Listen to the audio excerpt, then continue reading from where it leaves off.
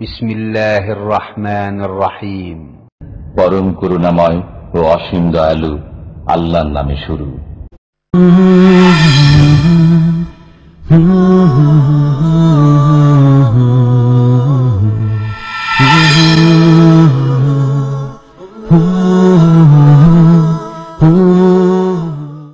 ومن أحسن قولا ممن دعا إلى الله وعمل صالحا وقال إنني من المسلمين. أعوذ بالله من الشيطان الرجيم. وإذا سألك عبادي عني فإني قريب أجيب دعوة الداع إذا دعان فليستجيبوا لي وليؤمنوا بي لعلهم يرشدون. أحل لكم ليلة الصيام الرفث إلى نسائكم هن لباس لكم وأنتم لباس لهن علم الله أنكم كنتم تختانون أنفسكم فتاب عليكم وعفى عنكم فالآن باشروهن وابتغوا ما كتب الله لكم وكلوا واشربوا حتى يتبين لكم الخيط الأبيض من الخيط الأسود من الفجر ثم أتموا الصيام إلى الليل ولا تباشروهن وأنتم عاكفون في المساجد تلك حدود الله فلا تقربوها كذلك يبين الله آياته للناس لعلهم يتقون. السلام عليكم ورحمة الله وبركاته.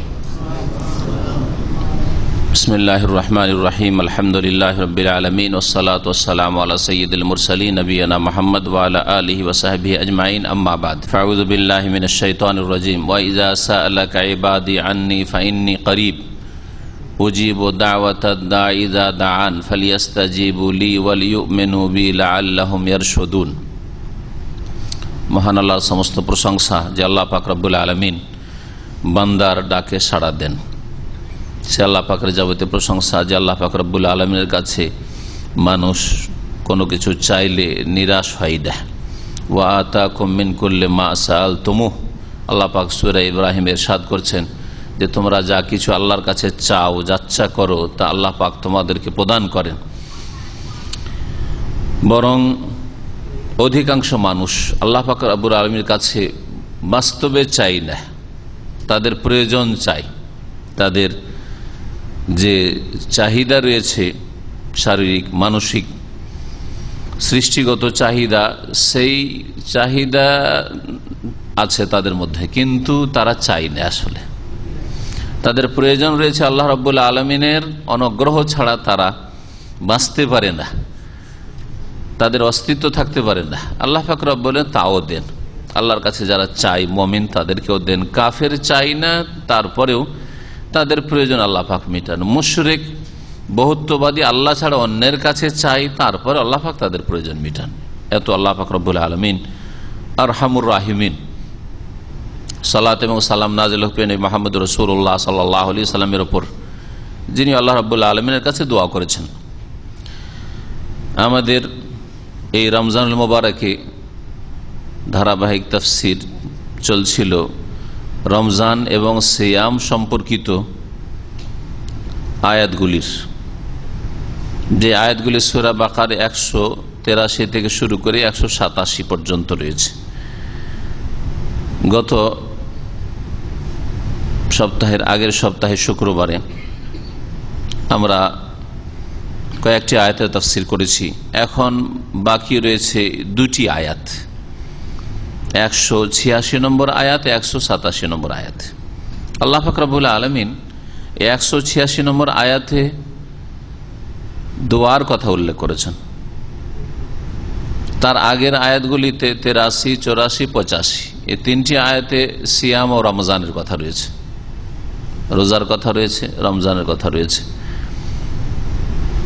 আর তারপরে 186 নম্বর আয়াতে দোয়ার কথা রয়েছে। আবার 187তে সিয়াম এবং সিয়াম সংক্রান্ত যে মাসাইল রয়েছে কিছু, সিয়াম কখন থেকে রোজা শুরু হয়, কখন গিয়ে সমাপ্ত হয়, এই বিষয়গুলি সিয়ামের অবস্থায় যে বাধা নিষেধগুলি রয়েছে সেদিকে ইঙ্গিত করা হয়েছে আয়াতটিতে। এ দুটি আয়াত হবে আজকে আমাদের বিষয়বস্তু।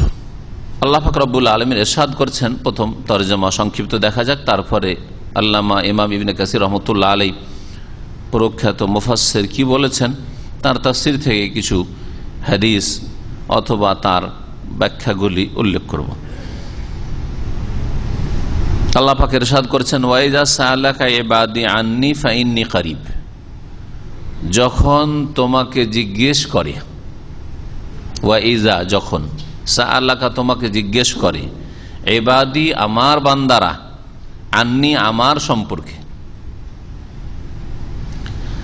আমার বান্দারা যখন আমার সম্পর্কে হে নবী তোমাকে জিজ্ঞেস করে, নবী করিম সাল্লাল্লাহু আলাইহি ওয়াসাল্লামকে আল্লাহ পাক সম্বোধন করে বলছেন, তোমাকে যখন জিজ্ঞেস করে যে আল্লাহ রাব্বুল আলামিন কাছে না দূরে, জিজ্ঞাসা কি করেছিলেন সাহাবায়ে কেরামরা রাসূলুল্লাহ সাল্লাল্লাহু আলাইহি ওয়াসাল্লামকে, এই বিষয়টি এখানে উল্লেখ করা হয়নি। যে বিষয়টি নবী করিম সাল্লাল্লাহু আলাইহি ওয়াসাল্লামের সহিহ হাদিসে রয়েছে যে সাহাবীরা জিজ্ঞাসা, ইয়া রাসূলুল্লাহ আকারিবুন রাব্বুনা ফানুনাজি আম বাঈদুন ফানুনাদি, আমাদের রব আল্লাহ নিকটে, যদি তিনি নিকটেই হন তাহলে চুপিসারে কথা বলবো। মোনাজাত মানে চুপিসারে কথা বলা, হ্যাঁ। আর আম বাঈদুন, নাকি তিনি দূরে, ফানুনাদি, যদি তিনি দূরে হন তাহলে চিৎকার করে ডাকবো আল্লাহকে। এই যে জিজ্ঞাসা ছিল সাহাবায়ে কেরামদের রাসূলুল্লাহ সাল্লাল্লাহু আলাইহি সাল্লামের সামনে, এই সম্পর্কে আল্লাহ বলছেন যে তোমার সাথী সঙ্গীরা, আমার বান্দারা যখন আমার সম্পর্কে তোমাকে জিজ্ঞেস করে তাহলে উত্তরে বলো ফাইন্নী করিব, যে আমি আল্লাহ হচ্ছি অতি নিকটবর্তী, করিবুন, আমি আল্লাহ নিকটবর্তী। আল্লাহ পাক রব্বুল আলামিন কাছে, আল্লাহ রব্বুল আলামিন আরশে আজিমের থেকেও কাছে, তিনি আরশে আজিমে আছেন, আকাশ, সাত আকাশের উপরে আছেন, সমস্ত সৃষ্টি জগতের ঊর্ধ্বে আল্লাহ রব্বুল আলামিন, সৃষ্টি জগতের মাঝে নন। আল্লাহর সৃষ্টি মানে শুধু মানুষ নয়, আল্লাহর সৃষ্টি সাত আসমান জমিন, আল্লাহর সৃষ্টি আরশ কুরসি, এ সমস্ত কিছুর ঊর্ধ্বে আল্লাহ রব্বুল আলামিন।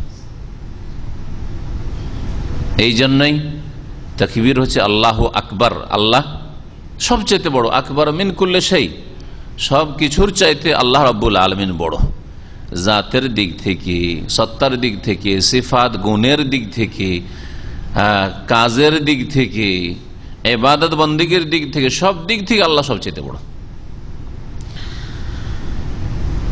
এবং আল্লাহ রাব্বুল আলামিন তার মখলুকাত সৃষ্টি জগতের মধ্যে যদি থাকেন সীমিত, তার সৃষ্টি জগতের মধ্যে একাকার হয়ে থাকেন, তাহলে সৃষ্টি বড় হয়ে যায়। কারণ আমরা যে জিনিসটার মধ্যে আছি সেটা আমাদের চাইতে বড়, ঠিক কিনা? এই যে আমরা ইসলামী সেন্টারের কমপ্লেক্স বিল্ডিং এ আছি, 7 তলা বিল্ডিং, হ্যাঁ, তার 5 তলায় আছি, আর তার একটা বিশাল কক্ষে বা হলে আছি, তো হলটা আমাদের চাইতে বড় কিনা? হ্যাঁ, বড়। তো তাহলে আল্লাহ আকবার বলা তো আপনার যুক্তিযুক্ত থাকে না। বিদআতপন্থীও আল্লাহু আকবার বলছে, ঠিক না? শিরকি আকীদাও যারা রাখে মুসলিম সমাজে তারাও আল্লাহু আকবার বলছে, কিন্তু বলে আল্লাহ সর্বত্র বিরাজমান। সর্বত্র বিরাজমান তো আল্লাহ সৃষ্টির মাঝেই, মানহানি করলো না। ফাইন্নী করিব, এই কথাগুলি আর বেশি আল্লাহর সিফাত সম্পর্কে লম্বা করার সময় আমাদের কাছে নেই। আর এই বিষয়ে আসমা সিফাত, আল্লাহর নাম গুণাবলী সম্পর্কে বা আল্লাহ রাব্বুল আলামিন আল্লাহ কোথায়, এই বিষয়গুলি সম্পর্কে আমার বিস্তারিত অন্যান্য বিষয়ভিত্তিক আলোচনা আছে। আল্লাহ পাক তারপরে দোয়া সম্পর্কে বলছেন, উজিবু দাওয়াতাদ দাঈ ইযা দান, আমি আহ্বানকারীর আহ্বানে সাড়া দিই। আজাবা ইউজিব মানে জবাব দেওয়া, আজাবা ইউজিব মানে সাড়া দেওয়া, যে সাড়া দেয় সে জবাব দেয়, তাই না?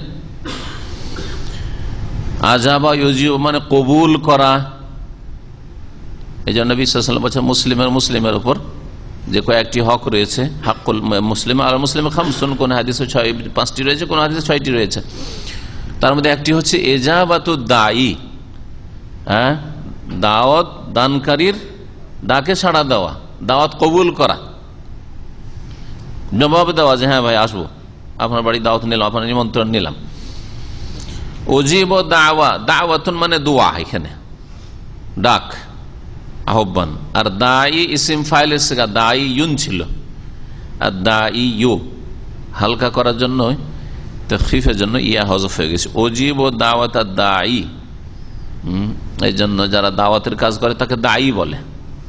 আর ইসিম মুবাল্লাগার সেগাতে একটি সেগা হচ্ছে তা দিয়ে, যারা নিয়মিত দাওয়াতের কাজ করে, সব সময় ফুল টাইম মোটামুটি দাওয়াতের কাজ করে, তাদেরকে আরব দেশগুলিতে দাঈয়া বলা হয় মুবাল্লাগার জন্য। তাটা মুয়ান্নাসের তা না। অনেকে যারা অল্প গ্রামার বুঝে আরে দাঈ আবার লিখছে আর দাঈয়া, তো মহিলা হয়ে গেল, স্ত্রীলিঙ্গ হয়ে গেল না, স্ত্রীলিঙ্গ না, এটা হচ্ছে ইসিম মুবাল্লাগার সেগা। দোয়াকারীর দোয়া আমি কবুল করি, এইভাবে সহজ ভাষায় বলতে পারেন। ইজা দানে, যখনই আমাকে ডাকে, যখনই আমার কাছে দোয়া করে, যখনই আমার কাছে আহ্বান করে। দা নি ছিল, এখানে ইয়াকে হালকা করার উদ্দেশ্যে হযফ করে দেওয়া হয়েছে, ইজা দানি। আল্লাহ পাক ওয়াদা করছেন যে দোয়াকারী দোয়া করলে আমি দোয়া কবুল করি, দোয়াতে আমি সাড়া দিই যখনই আমার কাছে দোয়া করুক। তাহলে দোয়া করার জন্য টাইম টেবিল বাঁধা নেই যে এই সময়গুলিতে শুধু কবুল হবে, অন্য সময় কবুল হবে না, এমন কথা নেই। কিন্তু যে কোনো সময় কবুল হইতে পারে। বিশেষ বিশেষ কিছু সময় আছে, স্থান আছে, কাল আছে, যেই স্থান বা যেই কালে কবুল হওয়ার সম্ভাবনা বেশি, চান্স বেশি, দ্রুত কবুল হয়, খণ্ডন হয় না, এই কথাগুলি রয়েছে। কিন্তু এমন কোন সময় নেই যেই সময় দোয়া করলে দোয়া কবুল হয় না, এমন কথা কিন্তু নেই শরীয়তে। যে কোনো সময় আপনি আপনার রবকে ডাকতে পারেন, যে কোনো সময় আমি আমার রবকে ডাকতে পারি।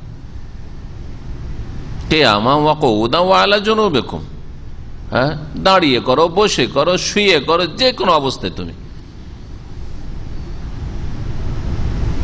স্থলে করো, জলে করো, পানিতে ডুব দিয়ে করো, যেখানে তুমি দোয়া করো, তুমি আল্লাহ সব সময় বান্দার ডাকে সাড়া দিয়ে থাকেন। ইজা দান, যখন, আল্লাহ বলেছেন। তারপর আল্লাহ রাব্বুল আলামিন এখানে দোয়া কবুলের শর্তের দিকে ইঙ্গিত করছেন। ফালিয়াস্তাজিবু লি ওয়াল ইউমিনু বি, এই দুটি বাক্য ভালো করে মনে রাখবেন, এই দুটিতে শর্ত রয়েছে দোয়া কবুল হওয়ার। ফালিয়াস্তাজিবু লি, ইস্তিজাবা মানে কবুল করা, ওই জবাব থেকে। ইস্তেজাবা মানে আহ্বানে সাড়া দেওয়া।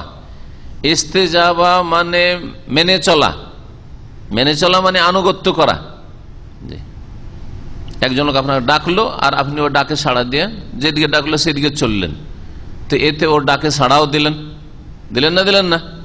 আচ্ছা, তার আহ্বানটা আপনি সাদরে গ্রহণও করলেন, তার কথা মানলেন, আনুগত্য করলেন, তার অনুসরণ করলেন, সবগুলি অর্থ আছে না নেই?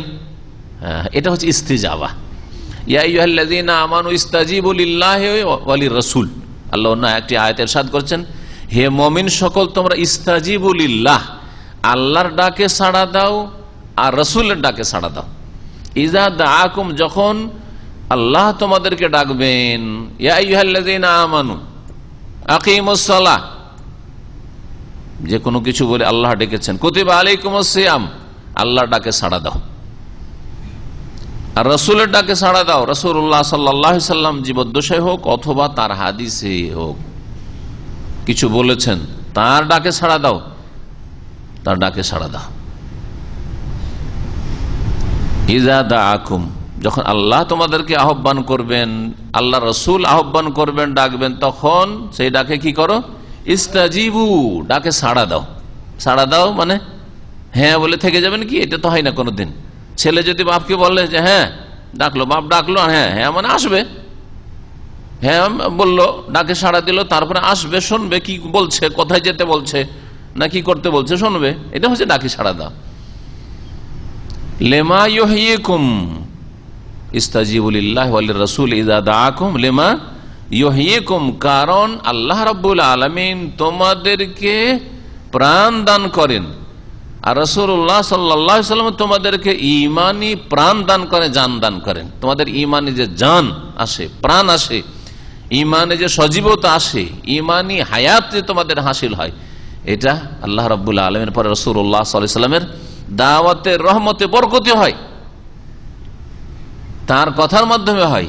লিমা ইউহয়িকুম, তো ইস্তেজাবার কথা আল্লাহ বলেছে। ফালিয়াস্তাজিবু লি, প্রথম শর্ত একটি বলছেন, যেন আমার নির্দেশ মেনে চলে, আমার আনুগত্য করে। ফালিয়াস্তাজিবু লি, তাহলে দোয়া কবুল হওয়ার জন্য একটি শর্ত হচ্ছে আল্লাহ রাব্বুল আলামিনের নির্দেশ মেনে চলবেন, আল্লাহ রাব্বুল আলামিনের আনুগত্য করবেন, আল্লাহর নাফরমানি করবেন অহরহ, আর আল্লাহর কাছে দোয়া করবেন, আল্লাহ রাব্বুল আলামিন শুনবেন না।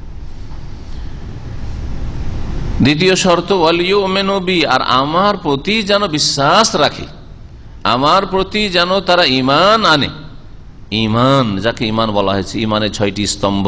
ঈমানের পরিপন্থী বিষয় হচ্ছে শিরক, বহুত্ববাদ। ঈমানের পরিপন্থী বিষয় হচ্ছে কুফর, কোনো কিছু অস্বীকার করা আংশিক হলেও।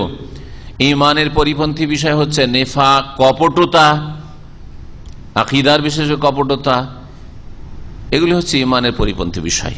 ওয়ালিউমিনু বি, আমার প্রতি যেন ঈমান রাখে, বিশ্বাস রাখে এই কথা যে দাতা একমাত্র আল্লাহ। দাতা যদি আবার পীর মুর্শিদকে বানিয়ে ফেলে, মাজারকে বানিয়ে ফেলে, খাজাকে বানিয়ে ফেলে, জিলানিকে বানিয়ে ফেলে, তাহলে তো আল্লাহর প্রতি ঈমানেই গলদ রয়েছে, ঈমানেই ঠিক হয়নি, শিরক মুক্ত হয়নি, আর ইস্তেজাবা তো দূরের কথা। তারপরে আল্লাহর আনুগত্য কর, আল্লাহর নির্দেশ মেনে চলা তো দূরের কথা। এই দুইটি শর্ত যদি থাকে, লাআল্লাহুম ইয়ারশুদুন, যদি তারা আল্লাহর নির্দেশ মেনে চলে আর আল্লাহর প্রতি ঈমান নিয়ে আসে, তাহলে কি হবে? যাতে করে তারা সরল পথ প্রাপ্ত হইতে পারে, হিদায়াত পেতে পারে। এই জন্য দোয়া করার ক্ষেত্রে তাওহীদ প্রতিষ্ঠাকারী হইতে হবে, শিরক মুক্ত হইতে হবে। মুসলিম সমাজে বহু রকমের শিরকের অনুপ্রবেশ ঘটেছে, আল্লাহর কাছেও চাই, গায়রুল্লাহর কাছেও চাই। নামাজের সময় তো আল্লাহর কাছে চাই, আর ওরসে গেলে গায়রুল্লাহর কাছে চাই। আল্লাহর প্রতি বিশ্বাস আছে, আল্লাহ দাতার, আল্লাহ ওলি আউলিয়া বুজুর্গাদিন গৌস কুতুব, ওদেরকে এই ক্ষমতা, অসাধারণ ক্ষমতা দিয়ে রেখেছেন, তারাও রোগ ভালো করতে পারে, বালা মুসিবত দূর করতে পারে, ছেলে মেয়ে দিতে পারে, ইত্যাদি ইত্যাদি। হ্যাঁ, তারাও পৃথিবীর নিয়ন্ত্রণ করে। শিরকি আকীদা, কোথায় ঈমান? আল্লাহ রাব্বুল আলামিনের আনুগত্য মানে রাসূলের আনুগত্য। ইস্তিজাবার কথা চিন্তা করুন আপনি, ওমাইয়ুতির রাসূল ফাকাদ আতা আল্লাহ, যে রাসূলকে মানলো, আনুগত্য করলো যে রাসূলের, সে আল্লাহর আনুগত্য করলো। রাসূলকে মানলে আল্লাহকে মানা হলো। তাহলে রাসূলুল্লাহ সাল্লাল্লাহু আলাইহি ওয়াসাল্লামের তরিকায় না থেকে যদি অন্য কোন তরিকার ইবাদত বন্দী করে আর আল্লাহর কাছে দোয়া করে, আল্লাহ শুনবেন? শুনবেন না। এই শর্তের দিকে অঙ্গিত রয়েছে ইখলাস আর মুতাবাত। ইখলাস মানে এক আল্লাহর জন্য ইবাদত বন্দী খাস করা, আর মুতাবাত মানে অনুসরণ একমাত্র মুহাম্মদুর রাসূলুল্লাহ সাল্লাল্লাহু আলাইহি ওয়াসাল্লামের করা। এই দুটি শর্তের দিকে ইঙ্গিত করা হয়েছে এই দুটি বাক্যে।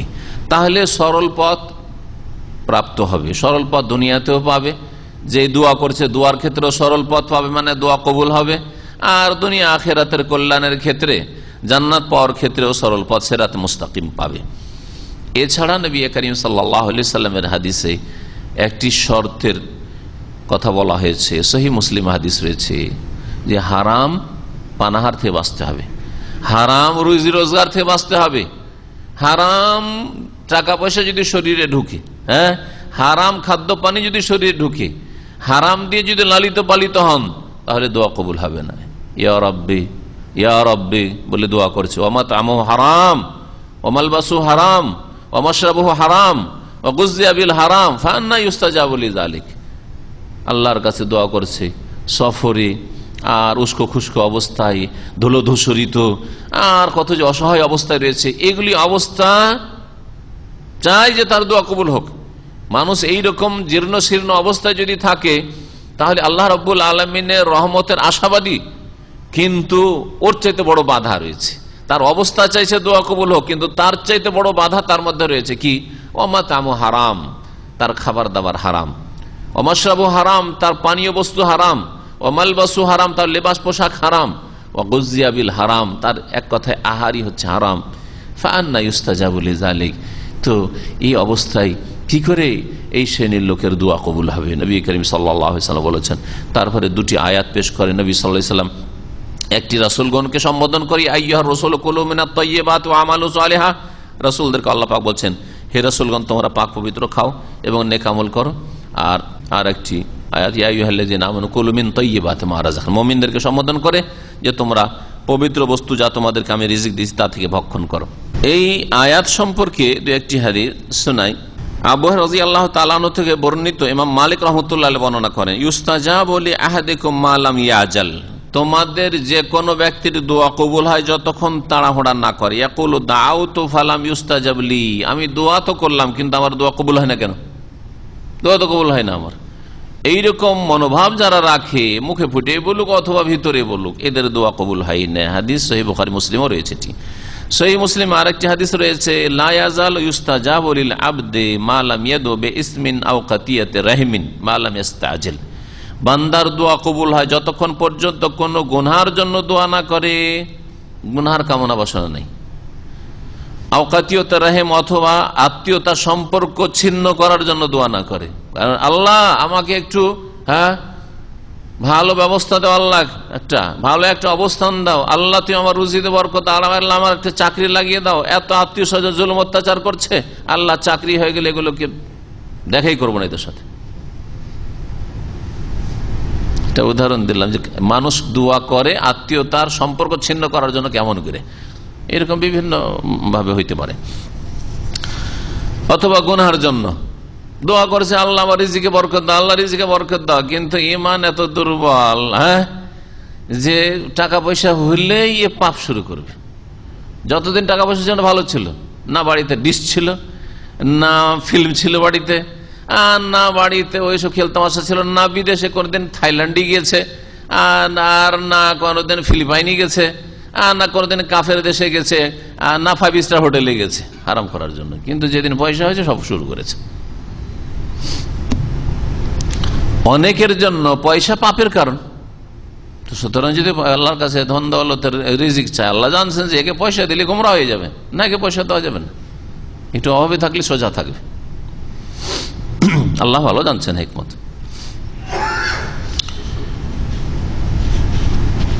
তারপরে বলছেন মালাম ইস্তাজাল, যতক্ষণ পর্যন্ত তাড়াহুড়া না করে। কিলা ইয়া রাসূলুল্লাহ ওমাল ইস্তেজাল, তাড়াহুড়া করা আবার কি জিনিস ইয়া রাসূলুল্লাহ? কালা ইয়াকুলু কাদাউতু, দোয়া করলাম, খুব দোয়া করলাম, ফালাম আরা ইস্তাজাব লি, কিন্তু দেখছি না যে আমার দোয়া কবুল হয়। জীবনে কোনদিন দোয়া কবুল হলো না। অনেকে এরকম মনে করে যে এত দোয়া করলাম একটাও তো দেখতে পাই না। হ্যাঁ, সবাই বলে দোয়া কবুল হয়, দোয়া করলাম, আমি তো কিছু বুঝতে পারি না। কখনো দোয়া কবুল হবে না যদি এরকম মন মানসিকতা থাকে। ফায়াস্তাহসিরু ইনদা যালিকা, তখন সে ক্লান্ত হয়ে পড়ে, নিরাশ হয়ে পড়ে, ওয়াদাউ দুআ, আর দোয়া ছেড়ে দেয়। মুসনাদ আহমদে, তিরমিজিতে, নাসাই ইবনে মাজাতে একটি হাদিস রয়েছে দোয়া সম্পর্কে। আবু হুরায়রা রাদিয়াল্লাহু তাআলা আনহু বর্ণনা করেন, ক্বালা রাসূলুল্লাহ সাল্লাল্লাহু আলাইহি ওয়াসাল্লাম সালাসাতুন লা তুরাদ্দু দাওয়াতুহুম, 3 শ্রেণীর মানুষের দোয়া খণ্ডন হয় না। আল ইমামুল আদিল, ন্যায় পরায়ণ ইমাম, ওয়াস সায়েম হিনা ইফতার, রোজাদার যখন ইফতার করে, হিনা ইফতার, ওয়া দাওয়াতুল মাজলুম, আর মাজলুমের দোয়া। আর রোজার অবস্থায় দোয়া, যে কোনো সময় দোয়া কবুল হয়, এটি বেশি সহিহ হাদিস। সুতরাং সকালবেলা হোক, দুপুরবেলা হোক, বিকালবেলা হোক, ইফতারের মুহূর্তে হোক। ইয়ারফাউহুল্লাহু দুনাল গামাম ইয়াউমাল কিয়ামা, কিয়ামতের দিন আল্লাহ রাব্বুল আলামিন এই দোয়াকে মেঘমালার উপর উঠাবেন। আল্লাহ রাব্বুল আলামিন এই দোয়া কবুল করেন। ওয়াতুফতাহু আবওয়াবুস সামা, এই দোয়ার জন্য আকাশের দরজা খুলে দেওয়া হয়। ইয়াকুল, আল্লাহ পাক বলেন মজলুমকে, লা আনসুরান্নাকা ওয়ালাউ বাদা হিন, তোমার অবশ্য সাহায্য করব যদিও কিছু। তারপরে দ্বিতীয় আয়াত দেখি, আল্লাহ পাক রব্বুল আলামিন ইরশাদ করেছেন, ওহিল্লা লাকুম লাইলাতাস সিয়ামির রাফাসু ইলা নিসাইকুম, হালাল করা হয়েছে তোমাদের জন্য লাইলাতাস সিয়াম, সিয়ামে রোজার রাতে, আর রাফাসু ইলা নিসাইকুম, তোমাদের বিবিগণের সাথে যৌন সম্পর্ক স্থাপন করা, বিবিদের সাথে সহবাস। আর রাফাস সহবাস, আর তার পূর্বে যা কিছু হয়ে থাকে বা স্বামী স্ত্রীতে যা কিছু হয়ে থাকে। হুন্না লিবাসুন লাকুম, তারা তোমাদের জন্য পোশাক স্বরূপ। ওয়া আনতুম লিবাসুন লাহুন, আর তোমরা তাদের পোশাক স্বরূপ। আল্লাহ রাব্বুল আলামিন তাহলে কি করলেন? রোজার রাতগুলিতে, রমজানের রাতগুলিতে স্বামী স্ত্রী সহবাস কি করলেন? হালাল করলেন। রাতে হালাল, তাহলে বোঝা গেল যে রাতে যখন হালাল আল্লাহ বলছেন, এর বিপরীত অর্থ হচ্ছে কি? দিনে হারাম। এখান থেকে নেওয়া হয়েছে যে রোজা ভঙ্গের মুখ্য কারণ, 1 নম্বর কারণ হচ্ছে স্ত্রী সহবাস। স্ত্রী সহবাস, আর স্ত্রী সহবাসের মতই হচ্ছে বা সেই অর্থ বহন করে ইচ্ছা করে বীর্যপাত করা, হস্তমৈথুনী হোক অথবা যে কোনো উপায় হোক না কেন, ইচ্ছা করে বীর্যপাত করা। কিন্তু স্বপ্নদোষ যেহেতু ইচ্ছা করে হয় না, অনিচ্ছাকৃত হয়। যেমন কেউ ভুলে গিয়ে পানি খেলে, ভুলে গিয়ে যদি পেট ভরে খাবার খেলে, মনে নাই যে রোজা আছি, সিয়াম অবস্থা আছি, রোজা নষ্ট হবে? রোজা নষ্ট হবে না। ঠিক তেমনি, কারণ সে ইচ্ছা করে, জেনে শুনে ইচ্ছা করে আমি খাচ্ছি রোজার অবস্থায়, এইরকম মনে করে খাইনি। ও ভাবছে আমি খাচ্ছি, রোজা নেই আসলে, সেই জন্য খাচ্ছি। যদি তার মনে থাকতো, স্মরণে থাকতো যে রোজা আছি, তাহলে কখনো খেত না সে। তার যেমন রোজা ভঙ্গ হয় না, ফাইন্না মাতামাহুল্লাহ সাকাও, আল্লাহ তাকে খাওয়াইয়েছেন, আল্লাহ তাকে পান করিয়েছেন। ঠিকই তেমনি যেই ব্যক্তি ঘুমিয়েছে, সে বীর্যপাতের ইচ্ছা করে ঘুমায় নেই, কিন্তু তার স্বপ্ন দোষ হয়ে গেছে, তার রোজা নষ্ট হবে না। এগুলি ফিকহি মাসআলা, যেগুলি আয়াত থেকে ইস্তেমবাত হইতে পারে এইভাবে। আলিম আল্লাহ আন্নাকুম কুনতুম তাখতানুন আনফুসাকুম, আল্লাহ জেনে ফেলেছেন যে তোমরা তোমাদের নিজেদের সাথে প্রতারণা করছো।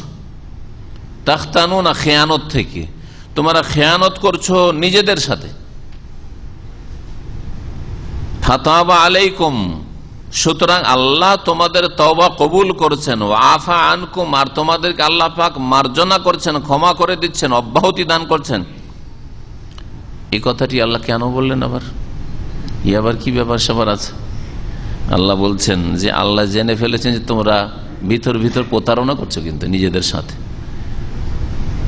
তাহলে এই আয়াত বোঝার জন্য যেই সময় আয়াত নাজেল হয়, তার পূর্ব অবস্থা বা তার প্রেক্ষাপট আপনাকে বুঝতে হবে।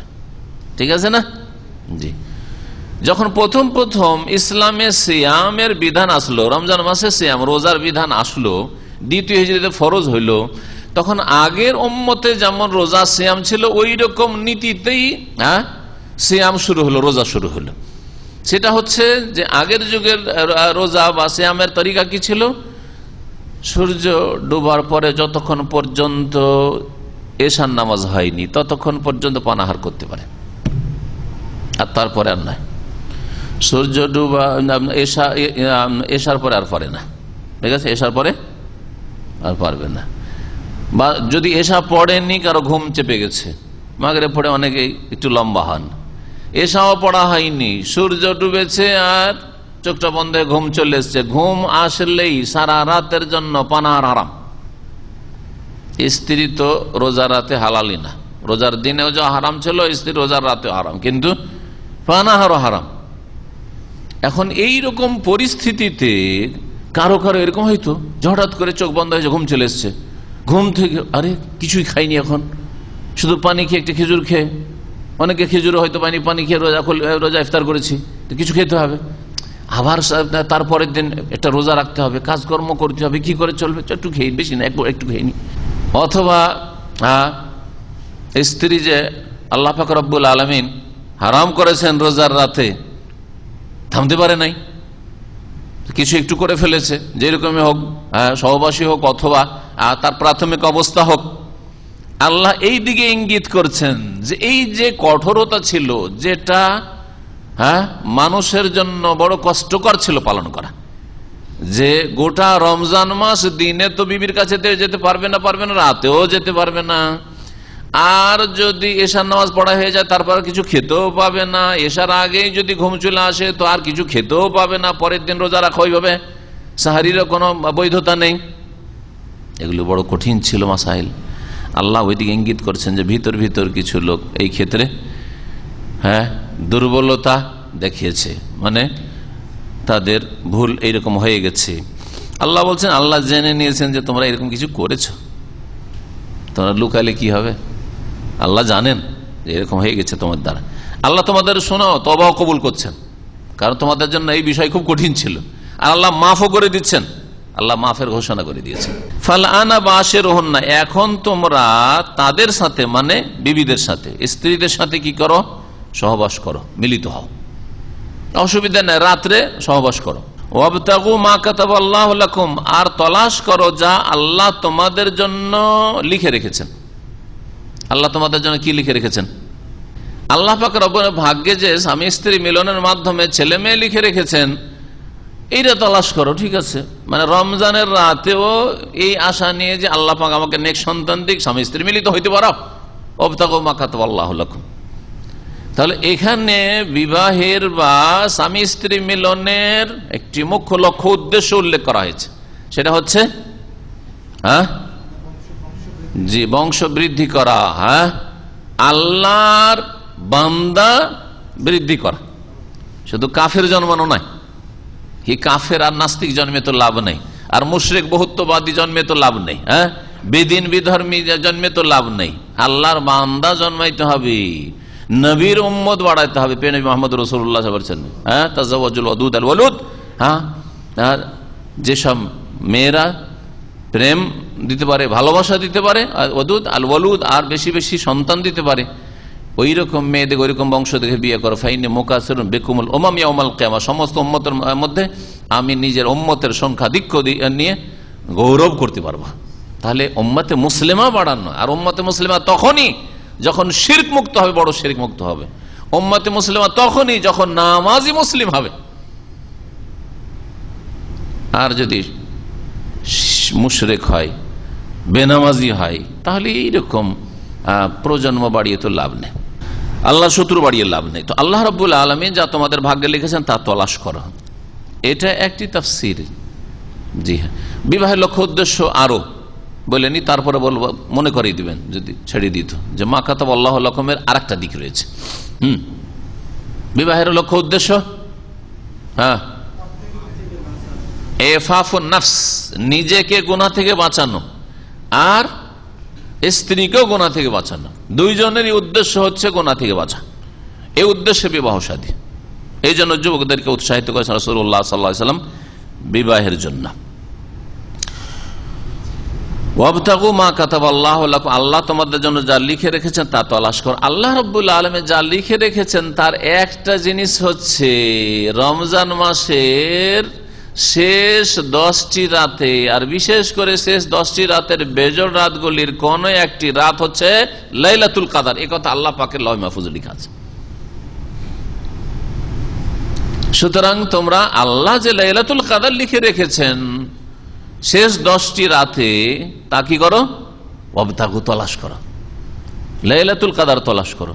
তাহলে এই আয়াতের ব্যাখ্যা রাসূলুল্লাহ সাল্লাল্লাহু আলাইহি ওয়াসাল্লামের হাদিস, প্রসিদ্ধ হাদিস সহিহ বুখারীর, তাহাররাউ লাইলাতুল কদরি ফিল বিত্রে মিনাল আশরিল আওয়াখির মিন রমাদান, তোমরা লাইলাতুল কদরের সন্ধান চালাও। তাহাররাউ, এখানে ওয়াবতাগু আর ওখানে তাহাররাউ একই অর্থ। তাহারে মানে প্রচেষ্টার সাথে তলাশ করা, মেহনত পরিশ্রম করে তলাশ করা। তোমরা তলাশ করো লাইলাতুল কদর কি ফিল বিত্রে মিনাল আশরিল আওয়াখির মিন রমাদান, রমজানের শেষ 10টি দিনের যে বেজোড় রাতগুলি রয়েছে সেগুলিতে, তাতে তলাশ করো তোমরা। তো আল্লাহ যা লিখে রেখেছেন তা তলাশ করো। তাহলে এখানে বলা হচ্ছে যে ফাল আনা বাশিরহুন্না, দেখো তোমাদের জন্য বৈধ করা হইল রমজানের রাতগুলিতে স্ত্রী সহবাস, কিন্তু তোমরা আবার লাইলাতুল কদর ভুলে যেও না। স্ত্রী সম্ভোগে এমন মেতে উঠো যে লাইলাতুল কদর কি উপেক্ষা করে গেলে, ভুলে গেলে। না না, ওয়াবতাগু মা কাতাবাল্লাহু লাকুম, তোমাদের জন্য যদিও হালাল করা হয়েছে স্ত্রী, কিন্তু ঠিক আছে 20 রমজান পর্যন্ত ঠিক আছে, তারপরে এই শেষ 10টি রাত, এই রাতগুলিতে তোমরা লাইলাতুল কদর তলাশ করো। ওয়াবতাগু মা কাতাবাল্লাহু লাকুম। এবার বুঝেছেন? জি হ্যাঁ, নবী সাল্লাল্লাহু আলাইহি ওয়াসাল্লাম এর উপর আমল করেছেন। নবী সাল্লাল্লাহু আলাইহি ওয়াসাল্লাম শেষ 10টি দিন রাত ইতিকাফ করেছেন, তাহলে স্ত্রীর কাছে যান নাই। শাদ্দাল মিজার, লঙ্গি মজবুত করে কষে নিয়েছেন, মানে স্ত্রীর কাছেও যাননি, ইবাদতের প্রস্তুতি নিয়েছেন। জি, তাহলে কি জায়েজ নয় শেষ 10টি রাতে স্ত্রীর কাছে যাওয়া? জায়েজ, জায়েজ। কিন্তু যদি কেউ না গিয়ে এই 10টি রাতে পুরোপুরি ইবাদত বন্দেগীতে লাগায়, সবচেয়ে ভালো। ইতিকাফের মাধ্যমে যদি হয় তো আরো ভালো। আচ্ছা, যদি কেউ যায় স্ত্রীর কাছে এই শেষ 10টি রাতে, 21 থেকে শুরু করে 29-30 পর্যন্ত, রমজানের শেষ 10টি রাতে যাক, কিন্তু রাতের সিংহভাগ শুধু স্ত্রী সম্ভোগে চলে গেল, আমোদ ফুর্তিতে চলে গেল, নাপাক থেকে কেটে গেল, আর কিছু সময় আল্লাহকে ডাকলেন, ওয়ালা ইয়াজকুরুন আল্লাহ ইল্লা কালিলা, এইরকম যেন মুনাফিক চরিত্র নয়। বরং ঠিক আছে, তোমার শারীরিক চাহিদা, মনের চাহিদা পূরণ করে নাও কিছুক্ষণের জন্য শেষ 10টি রাতে হলেও, আর তারপর অধিকাংশ সময়টা এই রাতগুলির ওয়াবতাগু মা কাতাবাল্লাহু লাকুম, আল্লাহ তোমাদের জন্য যে লিখে রেখেছেন লাইলাতুল কদর, এই শেষ 10টি রাতে আর বিশেষ করে বেজরগুলিতে সেই লাইলাতুল কদর তলাশ করা। বুঝেছেন স্পষ্ট আয়াতের তাফসীর? তারপরে আল্লাহ রাব্বুল আলামিন বলছেন ওয়াকুলু ওয়াশরাবু, আর তোমরা খাও আর পান করো, পানাহার করো, তোমরা পানাহার করো রাত্রে। তোমরা কতক্ষণ পর্যন্ত? এখানে শুরু এবং শেষ বলে দেওয়া হয়েছে, কখন পানাহার বন্ধ করবে, আবার কখন পানাহার শুরু করে দিবে, রোজা সিয়াম সমাপ্ত করবে। আল্লাহ পাক বলছেন হাত্তা ইয়াতাবায়্যানা লাকুমুল খাইতুল আবিয়াদু মিনাল খাইতিল আসওয়াদি মিনাল ফজর, তোমরা পানাহার করতে থাকো যতক্ষণ পর্যন্ত প্রকাশ না পেয়েছে, ইয়াতাবায়্যানা লাকুম তোমাদের জন্য, আল খাইতুল আবিয়াদু সাদা সুতা, শাব্দিক অর্থ। খাইত মানে হচ্ছে তাকা বা সুতা, সাদা সুতা। সাদা সুতা মানে এখানে সাদা রেখা। সাদা রেখা কিসের? ওই যে মিনাল ফজর পরে আছে, এটার সম্পর্কের সাথে ভোরের বা উষাকালের সাদা রেখা। উষাকালের সাদা রেখা যতক্ষণ পর্যন্ত প্রকাশ না পেয়েছে, সুস্পষ্ট না হয়েছে তোমাদের জন্য, মিনাল খাইতিল আসওয়াদ কালো রেখা থেকে, কৃষ্ণ রেখা থেকে। কালো রেখা হচ্ছে ভোরের অন্ধকার, ভোরের অন্ধকার। আর সাদা রেখা হচ্ছে ভোরের ফর্সা হওয়া, শুভ সাদেক। শুভ সাদেককে বোঝানো হয়েছে সত্যিকার অর্থে যেটা ভোর হওয়া।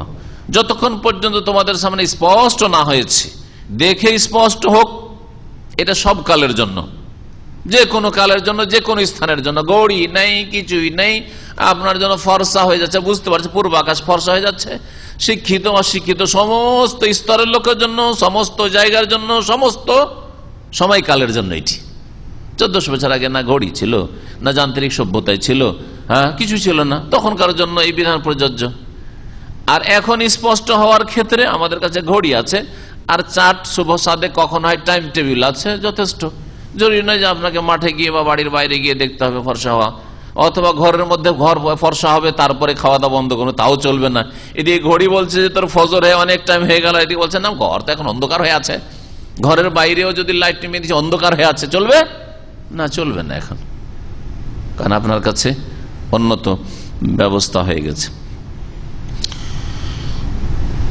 সুম্মা আতিম্মুস সিয়ামা ইলাল লাইল, অতঃপর তোমরা সিয়াম পুরা করো, রোজা সম্পূর্ণ কর, ইলাল লাইল রাত আসা পর্যন্ত, রাতের আগমন পর্যন্ত।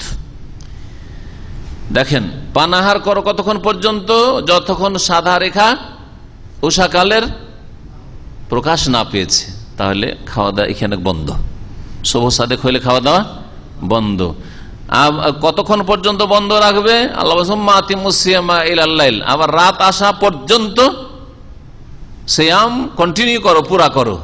তার মানে যতক্ষণ পর্যন্ত, যেটাকে রাত বলা হয়, রাতের শুরু না হয়েছে ততক্ষণ পর্যন্ত তোমাকে রোজা অবস্থায় থাকতে হবে, সিয়াম অবস্থায় থাকতে হবে। আর রাত শুরু হয় কখন? সূর্য অস্তমিত হলে, সূর্য ডুবলে। তাহলে সিয়াম কখন থেকে শুরু হয় আর কখন শেষ হয় আল্লাহ রাব্বুল আলামিন দুটো সীমানা সুনির্ধারিত করে দিলেন আয়াত। তারপর আল্লাহ রাব্বুল আলামিন বলছেন ওয়ালা তুবাশিরুহুন্না ওয়া আনতুম আকিফুনা ফিল মাসাজিদ। কেউ ভাবতে পারে এই কথা, আগের যে স্বামী স্ত্রী মিলনের বৈধতার কথা উল্লেখ করা হইল, ওহিল্লা লাকুম লাইলাতুস সিয়ামির রাফাসু ইলা নিসাইকুম, রোজা রমজানের রাতগুলিতে দিনে রোজা রাখা, রাত্রে স্ত্রী সহবাস করা আল্লাহ পাক হালাল করেছেন। এতে থেকে আবার এই কথা কেউ বুঝে নেয় না, হালাল করেছেন মানে এতেকাফে থাকি আর বাইরেই থাকি, যে কোনো অবস্থায় হালাল ভেবে নিতে পারে কিনা, ভুল হয়ে যেতে পারে কিনা। হ্যাঁ, যাতে করে এই ভ্রম না হয়ে যায়, এই গুমরাহি না হয়ে চলে আসে, যার ফলে আল্লাহ সতর্ক, দেখো তবে যদিও তোমাদের জন্য স্ত্রী হালাল করা হয়েছে, স্ত্রী হালাল করা হয়েছে যারা ইতিকাফে নেই তাদের জন্য, আর যারা ইতিকাফ করে তাদের জন্য নয়। ওয়ালা তুবাশিরুহুন্না, আর তোমরা তাদের সাথে মিলিত হবে না, স্ত্রীদের সাথে সহবাসে যাবে না। ওয়া আনতুম আকিফুনা ফিল মাসাজিদ, যখন তোমরা মসজিদগুলিতে ইতিকাফ অবস্থায় থাকবে, মসজিদগুলিতে ইতিকাফ অবস্থায় থাকবে। তাহলে ইতিকাফ অবস্থায় স্বামী স্ত্রী মিলন বা তার আর পূর্বকালে যেসব ঘটে থাকে, আলিঙ্গন, কাম ভাব নিয়ে তার দিকে তাকানো, স্পর্শ করা, চুম্বন, সমস্ত কিছু নাজায়েজ। একমাত্র সাধারণভাবে দুনিয়াবি অথবা দ্বীনি কথা বলা যেতে পারে, যেমন নবী করিম সাল্লাল্লাহু আলাইহি ওয়াসাল্লাম গল্প করেছেন, হাদিস শোনাবো ইনশাআল্লাহ আপনাদেরকে। আর একটি মাসলা বোঝা গেল এই আয়াতের অংশ থেকে, ওয়ালা তুবাশিরুহুন্না ওয়া আনতুম আকিফুনা ফিল মাসাজিদ, ওয়ালা তুবাশিরুহুন্না ওয়া আনতুম আকিফুনা ফিল মাসাজিদ, মসজিদে যখন ইতিকাফ অবস্থায় থাকবে। এতে কি বোঝা গেল যে ইতিকাফ কোথায় হয়? মসজিদে হয়। আর পুরুষ লোকদের জন্য যেহেতু জুমা পড়াও ফরজ, সেই জন্য তাদের জন্য জামে মসজিদ হইতে হবে। কি হইতে হবে? কমপক্ষে জামে মসজিদ হবে। অক্তিয়া পাঞ্জেগানা মসজিদে পুরুষ লোকদের ইতিকাফ করা জায়েজ নাই। জুমার দিন যখন আসলো তখন জুমা পড়ার জন্য অক্তিয়া থেকে টান দিয়ে চললো জুমা পড়ার জন্য আরেক মসজিদে, এইভাবে ইতিকাফ জায়েজ নাই। এই মাসলাও জানেন। মহিলাদের ক্ষেত্রে মসজিদে ইতিকাফ করবে না বাড়িতে চলবে? মসজিদে ইতিকাফ করতে হবে। ভালো করে স্পষ্ট শোনেন, কারণ আল্লাহ রাব্বুল আলামিন কোন রকমের পার্থক্য করেন নারী পুরুষে। আর কোরআনে কারীমের বিধানে যে কোনো জায়গায় বয়ান করা হয়েছে, যদি নারী পুরুষে পার্থক্য না করা হয়ে থাকে তাহলে পার্থক্য নেই।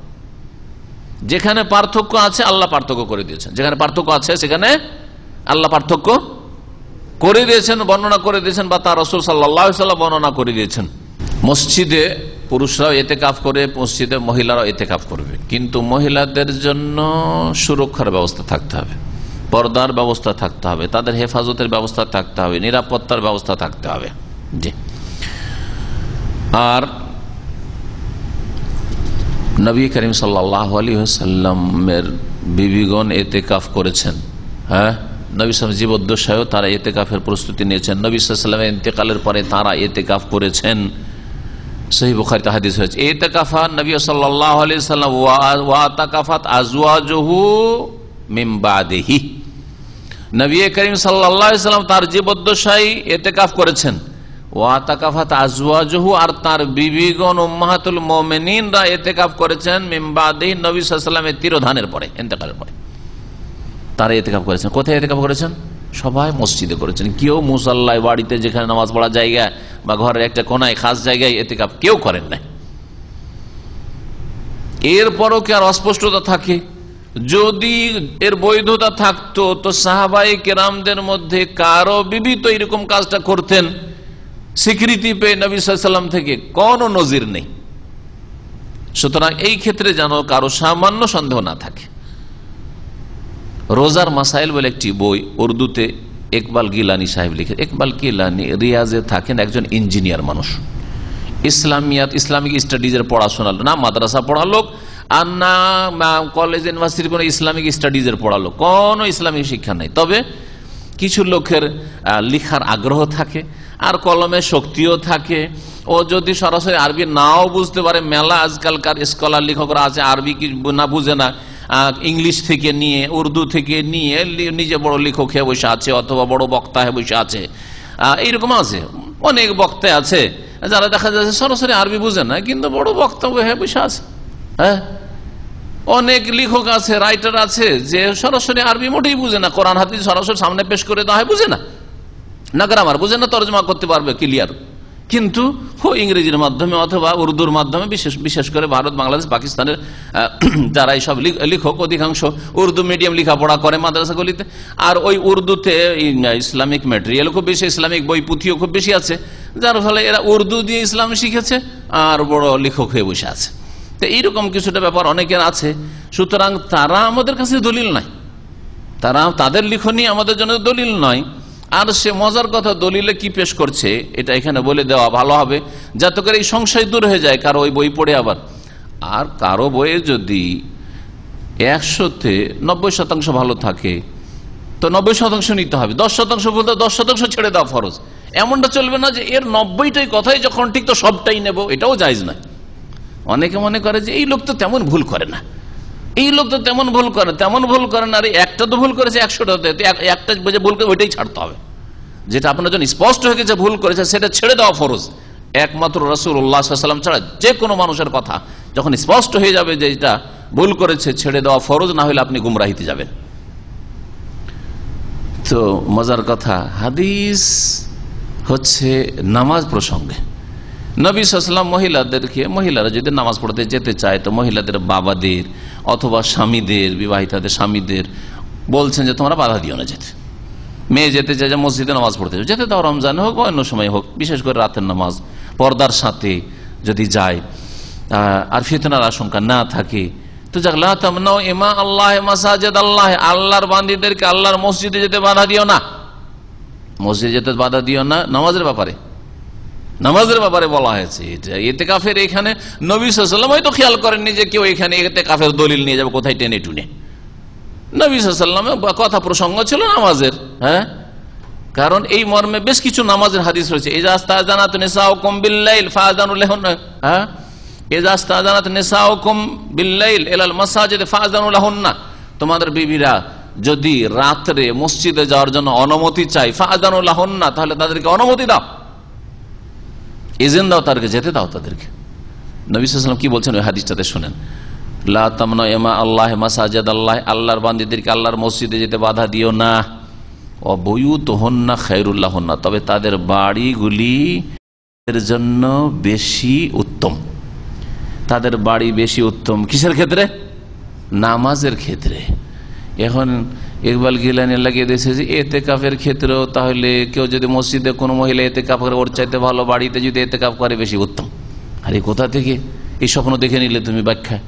হ্যাঁ, এই ব্যাখ্যা নবীর 1,24,000 বেশি সাহাবীর কোন এক সাহাবীর বিবিও বুঝলেন না যে নবী সাল্লাল্লাহু আলাইহি ওয়াসাল্লাম তো এরকম বলেছেন, তো ওখান থেকে টেনে নিয়ে মুসাল্লাতে বাড়িতে ইতিকাফ করা শুরু করি, কেউ করলেন না কেন? সুতরাং এটি ভুল। আল্লাহ পাক যেন তাকে মাফ করে দেন এবং সংশোধনের তৌফিক দান করেন। এই আয়াতগুলিতে আরো যে মাসলা জানলাম, এই আয়াতে কিন্তু ইঙ্গিত রয়েছে যে বেশ কিছু জিনিস রয়েছে যেগুলি হচ্ছে রোজা ভঙ্গকারী, সিয়াম ভঙ্গকারী বিষয়।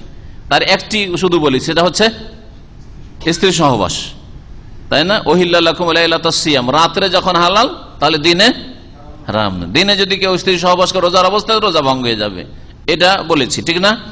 আর ওয়াকুলু ওয়াশরাবু, তোমরা পানাহার করো উষাকালের সাদা রেখা স্পষ্ট হওয়া পর্যন্ত, তার মানে ভোর হওয়ার পরে, হ্যাঁ, শুভ সাদেক হওয়ার পরে, আর সিয়াম পুরা করতে হবে রাত আসা পর্যন্ত। তাহলে এই দিনের বেলা এই সময়টাই পানাহার করা যাবে না। যদি কেউ পানাহার করে তাহলে কি হয়ে যাবে? রোজা ভঙ্গ হয়ে যাবে। তাহলে রোজা ভঙ্গের কারণ হচ্ছে স্ত্রী সহবাস 1 নম্বরে, রোজা ভঙ্গের কারণ হচ্ছে 2 নম্বরে পানাহার করা, আর রোজা ভঙ্গের 3 নম্বর কারণ স্ত্রী সহবাসের অর্থ যেটা বহন করে, মানে ইচ্ছা করে বীর্যপাত করা, আর তারপরে পানাহারের অর্থ বহন করে 4 নম্বরে, সেটা রোজা ভঙ্গকারী বিষয়, মানে এমন কিছু শরীরে দেওয়া যেটা খাদ্যের কাজ করে, যেমন স্যালাইন বা খাদ্যের ইনজেকশন, হ্যাঁ, এইরকম কিছু। তাহলে কয়টা হয়ে গেল? 4টা হয়ে গেল। আর বাকি যেগুলি আছে সেগুলির একটি হচ্ছে ইচ্ছা করে বমি করা। ইচ্ছা করে বমি করা, এটা ঢুকালেন না, বের করে দিলেন, ইচ্ছা করে বের করলেন, এতেও রোজা ভঙ্গ হবে। এর দলিল আয়াতে নেই, কিন্তু নবী সাল্লাল্লাহু আলাইহি ওয়াসাল্লামের হাদিস আছে। কেউ যদি ইচ্ছা করে কেউ যদি ইচ্ছা করে বমি করে দেয়, বমি করে দেয়, গলা হাত দিয়ে হোক আর যেভাবে হোক, নিজে নিজে বমি করার কারণ তৈরি করলো, দিয়ে বমি করলো, তাহলে তার রোজা নষ্ট হয়ে যাবে, তাকে কাজা করতে হবে এবং গুনাহগার হবে সে। পাঁচটি হয়ে গেল। যে হায়েজ আর নেফাস, সিঙ্গার লাগানো, ইমাম আহমদ রহমতুল্লাহ আলের মত, এই মর্মে একটি হাদিস রয়েছে। সিঙ্গার লাগালে কি হয়? সিঙ্গার লাগালে রক্ত বের করা হয়, ঢুকানো হয়নি। তাহলে মুখ্য যেগুলি কি বলছে রোজা ভঙ্গকারী বিষয়টা হচ্ছে যেগুলো শরীরে ঢুকবে, খাদ্যের কাজ করবে সেগুলি। আর বের হওয়ার ক্ষেত্রে বমি একটা বললাম, আর বের হওয়ার ক্ষেত্রে সিঙ্গা লাগানোর ক্ষেত্রে রক্ত বের হওয়া। এই মর্মে নবী সাল্লাল্লাহু আলাইহি ওয়াসাল্লাম একটি হাদিস রয়েছে, আফতার আল হাজেম ওয়াল মাহজুম, যে ব্যক্তি সিঙ্গা লাগায় আর যার সিঙ্গা লাগানো হয়, দুইজনেই রোজা ভঙ্গ করলো।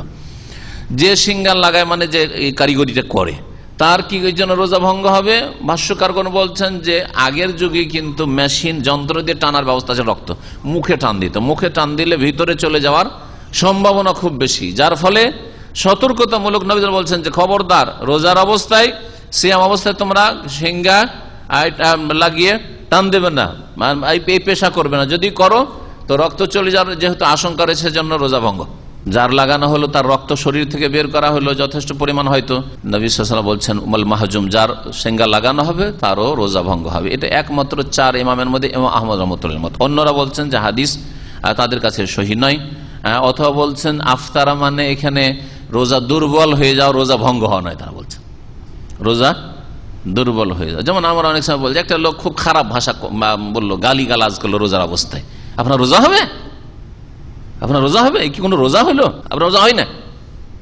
কিন্তু রোজা কি একেবারে হয় না, নষ্ট হয়ে গেছে, দুর্বল হয়ে গেছে, এ রোজা না রাখা সমানের কাছাকাছি হয়ে গেছে। সেই জন্য বলে থাকি, ঠিক ওইভাবে হয়তো বলেছেন অন্যরা বলছেন। ইন্নামাল আমালু বিন্নিয়াত, ইন্নামাল আমালু বিন্নিয়াত, যে কোনো কাজ আমল নির্ভর করে নিয়তের উপর, সেই জন্য রোজার নিয়ত অবশ্যই হইতে হবে। মাঝখানে যদি কেউ বলে যে আমি আর রোজা রাখলাম না, আর কিছু খাবার তলাশ করছি, এদিক ওদিক তলাশ করছি, কিছু খাবো, অলরেডি ওর নিয়ত ভঙ্গ করে ফেলেছে, কিন্তু খাবার আর খুঁজে পেল না, দোকানপাটও খোলা পেল না, খাবারও খুঁজে পেল না, বা বাড়িতে খাওয়ার কোনো চান্স পেল না, এদিক ওদিক সবাই তাকাইছে, হ্যাঁ, লোকজনের যে চোখের আড়ালেই যেতে পারলো না, তাহলে রোজা হবে না, তার রোজা ভঙ্গ হয়ে গেছে। খাক আর নাই খাক, হ্যাঁ, রোজা ভঙ্গ হয়েছে। নিয়ত জরুরি, কিন্তু সেটা রোজা ভঙ্গকারী বিষয় না, সেটা সমস্ত আমলের ক্ষেত্রে যতক্ষণ পরে নিয়তকে আপনাকে কন্টিনিউ করতে হবে। সিয়ামের যে নিয়ত করেছেন, এটা সূর্য ডুবা পর্যন্ত আপনাকে কন্টিনিউ করতে হবে, স্থায়ী রাখতে হবে নিয়ত। এই নিয়তকে যদি আপনি স্থগিত করে স্টপ করে দেন, তাহলে শেষ আপনার যে কোনো ইবাদত। নামাজ পড়তে পড়তে আপনি নিয়ত যদি ভঙ্গ করে ফেলেন যে কোনো কারণে, হ্যাঁ, তাহলে শেষ আপনার নামাজ বাতিল। নামাজ পড়তে পড়তে হয়তো মোবাইল বেজে উঠেছে, মোবাইলটাতে একটু এরকম দেখে নিলেন, হয়তো দেখলে যে নামাজ ফাসেদ হয়ে যাবে নিশ্চিত নয়, কিন্তু যদি তখনই নিয়ত করে নেন যে এইটা টেলিফোনটা খুব জরুরি চলে এসছে, যদি এখন রিসিভ না করি জালেম আছে আমার উপরে জুলম অত্যাচার চলবে, সাথে সাথে নামাজ ভঙ্গ করে রিসিভ করেই নি, হ্যাঁ, নামাজ ভঙ্গ করার নিয়ত করে ফেলেছেন, হ্যাঁ, তাহলেই নামাজ নষ্ট হয়ে যাবে। ইন্নামাল আমালু বিন্নিয়াত। তাফসীর প্রায় হয়ে গেছে, শেষ অংশটুকু তরজমা শুরু করে দিই। আল্লাহ পাক বলছেন তিলকা হুদুদুল্লাহ, এই হচ্ছে আল্লাহ রাব্বুল আলামিনের কি হুদুদ, হাদ্দের বহুবচন, হাদ মানে সীমানা, আল্লাহ রাব্বুল সীমানা, আল্লাহ রাব্বুল নির্দেশাবলী, এগুলি হচ্ছে সীমানা, আল্লাহ রাব্বুল আলামিনের যে আদেশ নিষেধ। ফালা তাকরাবুহা, সেগুলির কাছে যেও না, এগুলি যেহেতু নিষিদ্ধ জিনিস, তাহলে এখানে সীমানা বলতে বিশেষ করে নিষিদ্ধ জিনিসগুলি বোঝানো হয়েছে, হ্যাঁ, যে রোজার অবস্থায়, হ্যাঁ, স্ত্রী সহবাস করবে না, পানাহার করবে না ইত্যাদি, এতেকাব অবস্থায় স্ত্রী সহবাস করবে না, এগুলি না। এই জন্য ফালা তাকরাবুহা, এগুলির কাছে যেও না। নিষিদ্ধ কোনো কিছু যদি হয় তাহলে তার কাছেও যাওয়া যাবে না। এই নয় যে আমি পারছি না সেজন্য কিছু করে ফেলবো, এরকম নেই কিন্তু শরীয়তে। নিষিদ্ধ কথা কাজ থেকে পুরোপুরি বাঁচতে হবে। আর যেগুলি আদেশ, হ্যাঁ, আদেশ করা হয়েছে করার জন্য, করণীয়, সেগুলির ক্ষেত্রে যথাসাধ্য বলা হয়েছে। ফরজ অজেবগুলি সবগুলি সাধ্যেই রয়েছে, সেজন্য করতে হবে। তারপরেও সেটা যদি দাঁড়িয়ে না পারি, যেমন আমাদের ক্ষেত্রে তো বসে না পারি তো শুয়ে, ঠিক কিনা। রোজা ফরজ করা হয়েছে, আদেশ, যদি রমজানে না পারি তো অন্য সময় সুস্থ হয়ে কাজা করব, ঠিক না। এই জন্য নবী করিম সাল্লাল্লাহু আলাইহি ওয়াসাল্লামের ওই হাদিসটা স্মরণ করে, যে হাদিসটা আপনারা অনেকে মুখস্থ করেছেন, হ্যাঁ, হাদিসুল আরবাইন থেকে, এজা আমারতুকুম বিআমরিন ফাতু মিনহু মাসতাতাতুম, তোমাদেরকে যখন কোনো আমি নির্দেশ করি তখন তোমরা তা পালন করো, মাসতাতাতুম যথাসাধ্য, যতটা তোমাদের ক্ষমতা আছে, তোমাদের সাধ্য মোতাবেক, সাধ্য অনুযায়ী। সুন্নাতগুলির ক্ষেত্রে, সুন্নাতের ক্ষেত্রে, বোঝা গেছে, মুস্তাহাবের ক্ষেত্রে, এগুলির ক্ষেত্রে মাসতাতাও যতটা পারো করো। এখন শাওয়ালের রোজার ক্ষেত্রে, মুহররমের রোজার ক্ষেত্রে, জি, শাবানের রোজার ক্ষেত্রে, এগুলির ক্ষেত্রে ফাতুমিন মাসা যতটা পারো করো, না পারো না করো। তারাবির ক্ষেত্রে, তাহাজ্জুদের ক্ষেত্রে ফাতুমিন মাসতাতাতুম, নবী উৎসাহিত করেছেন, আলাইকুম বিকিয়ামিল লাইল, তোমরা কিয়ামুল লাইল করো, উৎসাহিত করেছেন, কিন্তু মাসতাতাও যতটা পারো, তুমি যতটা পারো। ওয়াইদা নাহাইতুকুম আন শাইইন ফাজতানিবু, যখন তোমাদেরকে কোনো কিছু থেকে বারণ করি, নিষেধ করি, তখন বেঁচে থাকো, সেগুলি থেকে বেঁচে থাকো। এই কথা বলেন মাসতাতাতুম, যতটা পারো বেঁচে থাকো। সুতরাং কারো এই কথা চলবে না যে আমি জেনা ব্যভিচার থেকে বেঁচে থাকি, কিন্তু আমি আসলে প্রেম করাতে বাঁচতে পারি না। একসাথে পড়াশোনা করি কলেজ ইউনিভার্সিটিতে, অথবা পরিচয় হয়ে গেছে, ওর সাথে একটু খাতির হয়ে গেছে, বাঁচতে পারি, টেলিফোন না করলে বাঁচতে পারি না, চলবে? হারাম। ফাজতানিবু, বেঁচে থাকো, বেঁচে থাকো। জি, এই ক্ষেত্রে চলবে না, এই ক্ষেত্রে পুরোপুরি হারাম, নাজায়েজ, মাকরুহাত, অপছন্দনীয় থেকে বেঁচে থাকতে হবে, পুরোপুরি বেঁচে থাকতে হবে। এই জন্য আল্লাহ বলছে ফালা তাকরাবুহা, ফালা তাকরাবুহা। আর কোন কোন আয়াতে আল্লাহ তিলকা হুদুদুল্লাহ ফালা তাতাদুহা, ওখানে তাকরাবুহা না ফালা তাতাদুহা। এই রহস্যটাও শুনেন, তাফসীরকাররা বলছেন, তাফসীর থেকে বলছি, এগুলি হচ্ছে আল্লাহর সীমানা।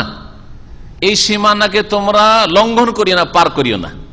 ওখানে আবার কি আছে? ওখানে আদেশের জিনিসগুলি রয়েছে, মামুরাত মানহিয়াত না, নিষিদ্ধ জিনিসগুলির কথা উল্লেখ করা হয়নি। এগুলি হচ্ছে আল্লাহর নির্দেশাবলী, এগুলি আল্লাহ আদেশ করেছেন করার জন্য। এখানেই থাকো, এই সীমানা পার করে চলে যেও না হারামের দিকে। জি, তখন বলা হয়েছে, আল্লাহ পাক বলছেন যে এগুলি হচ্ছে আল্লাহ পাকের সীমানা, মানে এগুলো নিষিদ্ধ কাজ। ফালা তাকরাবুহা, এই নিষিদ্ধ কথা কাজগুলির কাছে যেও না। কাযালিকা ইউবাইয়িনুল্লাহ, আল্লাহ কথা বললেন না ফালা তাফালুহা, এগুলো করিও না। এই হারাম কাজগুলি, নাজায়েজ কাজগুলি করিও না, এই কথা বললেন না। কারণ করিও নার চাইতে বেশি তাগিদ রয়েছে কিসে? ফালা তাকরাবু, কাছেও যেও না। এই জন্য আল্লাহ ওয়ালা তাকরাবু জেনা বলেছেন, জেনার কাছে যেও না। ওয়ালা তাকরাবু মালাল ইয়তিম, ইয়তিমের মালের কাছেও যেও না, মাল খাওয়া তো দূরের কথা, ইয়তিমের। ব্যভিচারের কাছে যাওয়া, ব্যভিচার করা তো দূরের, ব্যভিচারের কাছেও যেও না। একটু চোখ উঠিয়ে তাকানো, বারবার তাকানো, বারবার মনটা ওইদিকে নিয়ে যাওয়া, বারবার ওর কথা মনে পড়ছে, এগুলি হচ্ছে কাছে চলে যাওয়া। একটু গল্প করেই নি, আর বেশি করবো না, শুধু একটু কথা বলেই নি, এর কাছে চলে যাওয়া। ওয়ালা তাকরাবু জিনা, জিনার কাছে যেও না। আল্লাহ বলছেন যেগুলো নিষিদ্ধ জিনিস এগুলোর কাছেও যেও না। কাযালিকা ইউবাইয়িনুল্লাহ আয়াতিন নাস, এইভাবে আল্লাহ রাব্বুল আলামিন তার আয়াতগুলিকে বর্ণনা করেন মানব জাতির উদ্দেশ্যে বিশদভাবে, লাআল্লাহুম ইয়াত্তাকুন, যাতে করে তারা গুনাহমুক্ত হইতে পারে, মুত্তাকি হইতে পারে, আল্লাহ ভীরু হইতে পারে, পাপ থেকে বাঁচতে পারে। বলছেন ইবনে কাসির রাহমাতুল্লাহ আলাইহি, যা আমি বলেছি সেগুলি তাফসীর থেকে কিছু বলি। বলছেন হাযিহি রুখসাতু মিনাল্লাহি তাআলা লিল মুসলিমিন, মুসলিমদের জন্য এখানে আল্লাহ পাক ছাড় দিচ্ছেন। ওয়া রফিয়া লিমা কানা আলাইহিল আমরু ফি ইবতিদাইল ইসলাম, ইসলামের শুরুতে যে অবস্থা ছিল তা রহিত করা হয়েছে। সেটা হচ্ছে ফাইন্নাহু কানা ইযা আফতারা আহাদুহুম, যখন কেউ রোজা ইফতার করত, ইন্নামা ইয়াহিলু লাহুল আকলু ওয়াশ শুরবু ওয়াল জিমাউ ইলা সালাতিল ইশা, ইশা পর্যন্ত পানাহার করা আর সহবাস করা জায়েজ। এশা হয়ে গেলে সারা রাত আর কিছু চলবে না, পানাহারও চলবে না, স্ত্রী সহবাস চলবে না। আও ইয়ানাম ক্বাবলা যালিক, অথবা তার আগে যদি ঘুমিয়ে যায়, এশাও হয়নি, ঘুমিয়ে গেছে, হারাম হয়ে গেছে। ফামাতান্নামা ওয়া সাল্লাল ইশা হারাম আলাইহি তাম ওয়া শারাব ওয়াল জামা ইলা লাইলাতিল কাবিলা, যদি এশা পড়ে নেয় অথবা ঘুমিয়ে পড়ে, তাহলে খাবার, পানীয়, জামা, সহবাস সবকিছু হারাম আগামী রাত পর্যন্ত, সারাদিন আবার রোজা রাখতে পারে। ফাওয়াজাদু মিন যালিকা মাশাক্কাতান কাবীরা, বড়ই কঠিন হয়ে পড়ল নবী করিম সাল্লাল্লাহু আলাইহি ওয়াসাল্লামের সাহাবায়ে কেরামদের জন্য। ইবনে আব্বাস রাদিয়াল্লাহু তাআলা আনহুমা, আতা, মুজাহিদ, সাঈদ বিন জুবাইর, তাউস, সালেম বিন আব্দুল্লাহ, আরো অনেক, হাসান বসরি ইত্যাদি, তারা এই তাফসীর বর্ণনা, ইমাম জোহরি তারা বর্ণনা করেছেন। আল্লাহ রাব্বুল আলামিন স্বামী স্ত্রীর ক্ষেত্রে বলছেন হুন্না লিবাসুল লাকুম ওয়া আনতুম লিবাসুল লাহুন, তারা তোমাদের পোশাক আর তোমরা তাদের পোশাক। হ্যাঁ, পোশাক কি করে? দূরে থাকে না গায়ে লেগে থাকে? গায়ে লেগে থাকে, ঠিক না? পোশাক বড় অলংকার রয়েছে এতে, এটা একটা দিক বলছি। তার মানে এর থেকে বোঝা যায় যে পোশাক যেমন পোশাক দূরে থাকে না, পোশাক গায়ে লেগেই থাকে। ঠিকই তেমনি রমজানের রাতে দিনে, রাতে তো সহবাস যায়, দিনে সহবাস হারাম, কিন্তু পোশাক তো গায়ে লেগেই থাকে, ঠিক না? গায়ে লেগে তো সুতরাং দিনে যদি পাশাপাশি ঘুমাও জায়েজ না জায়েজ নয়? আর একটা মশলা এখান থেকে ইস্তেমাত হইল, আর একটা মশলা ইস্তেমাত হল লিবাস থেকে। হুন্না লিবাসুন লাকুম, লেবাস পোশাক গায়ে লেগে থাকে, সুতরাং আপনার পাশাপাশি যদি একই চাদরে একই কম্বলে অথবা একই বিছানায় ঘুমাই তো কোনো অসুবিধা নেই। একই চাদরে একই লিহাফে একই কম্বলে দুইজন যুবক 10 বছর বয়স হলে ঘুমানো জায়েজ না, নিষেধ করেছেন নবী করিম সাল্লাল্লাহু আলাইহি ওয়াসাল্লাম। ফাররিকু বাইনাহুম ফিল মাদাজি, আমাদের দেশে এই ভুলগুলি করে। একটা চাদর, লম্বা চাদরে হ্যাঁ দুই ভাই অথবা খালাতো ভাই মামাতো ভাই সব সাবালক হোক আর না হোক 10 বছর থেকে নিষেধ করেছেন নবী করিম সাল্লাল্লাহু আলাইহি ওয়াসাল্লাম। কিন্তু স্বামী স্ত্রী রোজার দিনেও জায়েজ, এর বৈধতা হুন্না লিবাসুল লাকুম আনতুম লিবাসুল লাহুন্না থেকে নিতে পারেন। তবে লেবাস পোশাকের কাজ হচ্ছে মান ইজ্জত ঢাকা। এখানে আর এক শিক্ষা দেওয়া হয়েছে, লেবাস পোশাক কি করে? হ্যাঁ, মান সম্মান ঢেকে রাখে, মান ইজ্জত ঢাকে, শরীরটা ঢেকে রাখে। তো স্ত্রী স্বামীর মান ইজ্জত থাকবে আর স্বামী স্ত্রীর মান ইজ্জত থাকবে, একে অপরকে অপমান করার চেষ্টা করবে না। হ্যাঁ জি, একে অপরের মানহানি করবে না, একে অপরের বদনাম করবে না, একে অপরের দোষগুলি এখানে সেখানে বলে বেড়াবে। আপনি বন্ধু মহলে আপনার স্ত্রী দোষ ত্রুটি বলে বেড়াচ্ছেন, আর ও বান্ধবী মহলে বা বাবার বাড়ি যখন যায় তখন বোনদের মায়ের কাছে বলে যে তোর জামাই এই, তোর জামাই এই যে বিষয়, ওইসব বলবেন না, এরকম করবে না। কারণ পোশাকের কাজ হচ্ছে ঢেকে রাখা। বারা বিন আযিব রাদিয়াল্লাহু তাআলা আনহু থেকে বর্ণিত, বলছেন নবী করিম সাল্লাল্লাহু আলাইহি ওয়াসাল্লাম সাহাবায়ে কেরামরা প্রথম যখন রোজা ফরজ হয়, ইযা কানা রাজুলু সাইমান ফানামা, রোজাদার মানুষ যখন ঘুমিয়ে যেত কাবলা ইফতার করার আগে, ইফতার করার আগে ঘুম চলে এসেছে। অনেকে এরকম হয় না, ইফতারের আগে এখানে বসে আছেন বা একটু লম্বা হয়েছেন, ঘুম চলে এসেছে, ও মাগরিব হয়ে গেছে। লাম ইয়াকুল ইলা কাবলা ফানামা কাবলা ইফতার লাম ইয়াকুল ইলা মিসলিহা, যদি কিছু পানাহার করার আগে ঘুমিয়ে পড়ে তাহলে আর খেতে পাবে না, ঘুম চলে এসে থাকো, সারা রাত থাকো, পরের দিন রোজা রাখো। এইরকম একটি ঘটনা ঘটে যাবে। ওয়াইন্না কাইস ইবনে সিরমা আল আনসারি কানা সাইমান, এই আনসারি সাহাবী কাইস বিন সিরমা রোজাদার ছিল। ওয়া কান ইয়াউমু যালিকা ইয়ামালু ফি আরযিহি, জমিনে খেজুর বাগানে সারাদিন কাজ করেছে বেচারা। ফালাম্মা হাদার আল ইফতার, ইফতারির সময় যখন হয়েছে, আতা ইমরাত, স্ত্রীর কাছে আসলো মাঠ থেকে। ফাকালা, বলল হাল ইনদাকে তো আমন, খাবার দাবার আছে? কালাত আল্লাহ, কিছু তো নেই বাড়িতে। ওয়ালাকিন আনতালিকু ফাআতলুবু লাকা, তবে আমি যাচ্ছি পাশের বাড়িতে, কোথাও ধার খরচ কিছু পাই কি পাই না দেখি, খাবার কাউরি বাড়িতে নিয়ে আসছি আপনার জন্য, আপনি রোজা আছেন, নিয়ে আসছি। জি, বলছেন যে ফাগালাবাতহু আইনুহু ফানাম, ওইদিকে স্ত্রী গেছে কিছু খোঁজাখুঁজি করার জন্য, ওর ঘুম চেপে এসে ঘুমিয়ে পড়েছে। স্ত্রী আসলো, ফালাম্মার আথু, কিছু খাবার দাবার কোথাও থেকে ধার করে নিয়ে এসছে। ফালাম্মার আথু নায়মান, যখন ঘুমন্ত অবস্থায় দেখলো এই মহিলা, কালাত খাইবাতান লাকা, হাই তোমার ভাগ্য খারাপ, খাইবাতান লাক, হ্যাঁ তোমার দুর্ভাগ্য। আনিমতা, শুয়ে গেছো, ঘুমিয়ে গেছো, তুমি ঘুমিয়ে গেছো, সারা রাতের জন্য খাবার হারাম।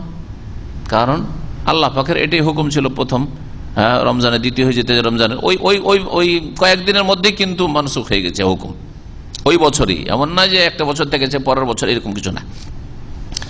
ফালাম্মান তাসাফান নাহার, তারপরে দিন আবার মাঠে কাজে গেছে। গোশে আলাইহি, খেজুর বাগানে গিয়ে রোদরে কাজ করছিল, ওখানে বেহুশ হয়ে পড়ে গেছে। ফাযুকিরা যালিকা লিন-নবী সাল্লাল্লাহু আলাইহি ওয়াসাল্লাম, নবী করিম সাল্লাল্লাহু আলাইহি ওয়াসাল্লামের সামনে এই ঘটনা উল্লেখ করা হইল। ফানাজালাত হাযিহিল আয়াত, তখন আয়াত নাযিল হইল, উহিল্লা লাকুম লাইলাতাস সিয়ামি রাফাসু ইলা নিসাইকুম হুন্না লিবাসুন লাকুম আনতুম লিবাসুল লাহুন। হ্যাঁ, এইভাবে ওয়াকুলু ওয়াশরাবু হাত্তা ইয়াতাবায়ানা লাকুমুল খাইতুল আবিয়াযু মিনাল খাইতিল আসওয়াদি মিনাল ফাজর, পানাহার করতে থাকো, হ্যাঁ ভোর হওয়া পর্যন্ত, ফজরের যে সাদা রেখা যতক্ষণ প্রকাশ না পেয়েছে। ফাফারিহু বিহা ফারহান শাদীদান, সাহাবায়ে কেরামরা খুব আনন্দিত হলেন, আল্লাহর পক্ষ থেকে আসান করে দেওয়া হয়েছে রোজাকে, না হলে ওই সন্ধ্যা থেকে সারা রাত না খেয়ে থাকো, তারপরে সন্ধ্যাতে খেতে পেলে তো ঘুম আসলে তো বিপদ, এসব পড়ে নিলে তার কিছু খেতেও পাওয়া যাবে না। সারা রাত না খেয়ে পরের দিন সারা দিন রোজা। এই হাদিস কয়েকটি হাদিসের কিতাবে রয়েছে, তার মধ্যে একটি হচ্ছে সহিহ মুসলিমও রয়েছে, ওয়ালাফজুল বুখারী, আর সহিহ বুখারীতে রয়েছে মিন তারিক আবি ইসহাক সামিয়াতুল বারাকা লাম্মা নাযালা সাওম রমাদান কানু লা ইয়াকরাবুনা আন-নিসা রমাদান কুল্লাহ। রমজান মাসের প্রথম বছর যখন রোজা ফরজ হয় তখন তারা গোটা রমজান ধরে স্ত্রীর কাছে যেতে পারতো না, নিষেধ, যেতে পারবে না। ওয়াকান রিজালুন ইয়াখুনুনা আনফুসাহুম, আর কিছু লোকেরা রয়েছে থামতে পারতো না, তখন তারা কি করতো, একটু খেয়ানত করতে পারে, ভিতর ভিতর একটু মেলামেশা করে নিত, এইরকম করে ফেলেছিল। ফানজাল্লাহু তাআলা, আল্লাহ রাব্বুল আলামিন আয়াতের এই অংশ নাযিল করলেন, আলিমাল্লাহু আন্নাকুম কুনতুম তাখতানুনা আনফুসাকুম, আল্লাহ জেনে গেছেন যে তোমরা তোমাদের নিজেদের সাথে খেয়ানত করছো, ভিতর ভিতর লুকিয়ে লুকিয়ে তোমরা কিছু গোলমাল করছো। জি, ফাতাবা আলাইকুম, আল্লাহ তোমাদের তওবা কবুল করছেন, ওয়া আফা আনকুম, তোমাদেরকে আল্লাহ পাক মাফ করছেন। আল্লাহ রাব্বুল আলামিন যখন রোজার রাতে পানাহার জায়েজ করেছেন না করেননি? এটা আল্লাহর পক্ষ থেকে ছাড় কিনা? কসরের যখন আল্লাহ ছাড় দিয়েছেন তো কসর করা হচ্ছে উত্তম, ঠিক না? কসর করা হচ্ছে উত্তম। সফরে যখন গিয়েছেন 4 রাকাত বিশিষ্ট পড়ছেন, উত্তম কিনা? কেন? যে আল্লাহ মুসাফিরকে ছাড় দিয়েছেন, ডিসকাউন্ট দিয়েছেন, আল্লাহর সাদকা কবুল করা হচ্ছে উত্তম। ঠিক তেমনি আল্লাহ রাব্বুল আলামিন যখন বলছেন কতক্ষণ পর্যন্ত তোমার রোজার রাতে পানাহার করো, হ্যাঁ, শুভ সাদেক হওয়া পর্যন্ত, ফজর হওয়া পর্যন্ত, ঠিক না? তা এই জন্য সাহরি খাওয়া হচ্ছে উত্তম, সাহরি খাওয়া হচ্ছে উত্তম। কেউ যদি সাহরি না খেয়ে রাত 12টায় খেয়ে দিয়ে শুয়ে গেছে আর ওতে রোজা রাখলো, ওর চাইতে বেশি সওয়াব পাবে ওই ব্যক্তি যেই ব্যক্তি ফজরের আগে খানো কিছু পানাহার করলো, আর এই জন্য এতে বরকত রয়েছে। এই মর্মে দু একটি হাদিস শোনাই, সহিহ বুখারী মুসলিমে রয়েছে, আনাস রাদিয়াল্লাহু তাআলা আনহু থেকে বর্ণিত, তিনি বলছেন, ক্বালা রাসূলুল্লাহ সাল্লাল্লাহু আলাইহি ওয়াসাল্লাম তাসাহারু ফাইন্না ফিস সাহুরে বারাকা, তোমরা সাহরি খাও কারণ সাহরিতে কি রয়েছে? বরকত রয়েছে। ওয়াফি সহিহ মুসলিম, আর সহিহ মুসলিমে রয়েছে আমর ইবনে আস রাদিয়াল্লাহু তাআলা আনহু থেকে বর্ণিত, তিনি বলছেন, ক্বালা রাসূলুল্লাহ সাল্লাল্লাহু আলাইহি ওয়াসাল্লাম বলেন, ইন্না ফাসলা মা বাইনা সিয়ামিনা ওয়া সিয়ামি আহলি কিতাব আকালাতুস সাহর, আমাদের সিয়াম রোজা আর আহলে কিতাব ইহুদি নাসারাদের রোজার মাঝে পার্থক্য হচ্ছে সাহরি খাওয়া। সাহরি খাওয়া হচ্ছে পার্থক্য। তার মানে ইহুদি নাসাররা আগে তাদের দিনে রোজা রাখতো কিন্তু সাহরি খাওয়া ছিল, ওই যে সন্ধ্যাবেলা যতক্ষণ জেগে আছে খেলো, তারপর খাবার দাবার নেই, ওই তরিকাতে প্রথম ইসলামে রোজা শুরু করেন মুসলমানরা। আর আমাদের সাহরি খাওয়ার বৈধতা যখন এসেছে, এটি হচ্ছে পার্থক্যকারী আমাদের রোজা আর ইহুদি নাসারাদের রোজার মাঝে।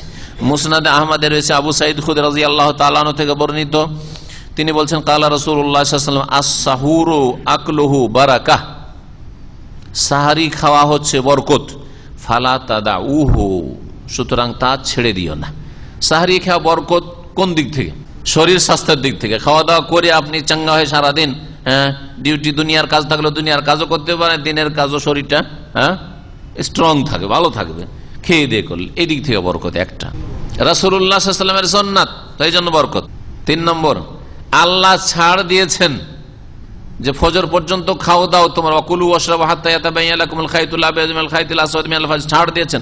আর আল্লাহর ছাড় কবুল করা হচ্ছে শ্রেয়, সেদিকে বরকত, হ্যাঁ, ঠিক আছে। 3 নম্বর। 4 নম্বর, এ ভোর রাত্রে আল্লাহ রাব্বুল আলামিন বান্দার নিকটবর্তী হন, প্রথম আকাশে নেমে আসেন, যেমন সহিহ মুসলিম হাদিসে রয়েছে। এই সময়টা দোয়া কবুল হওয়ার সময়।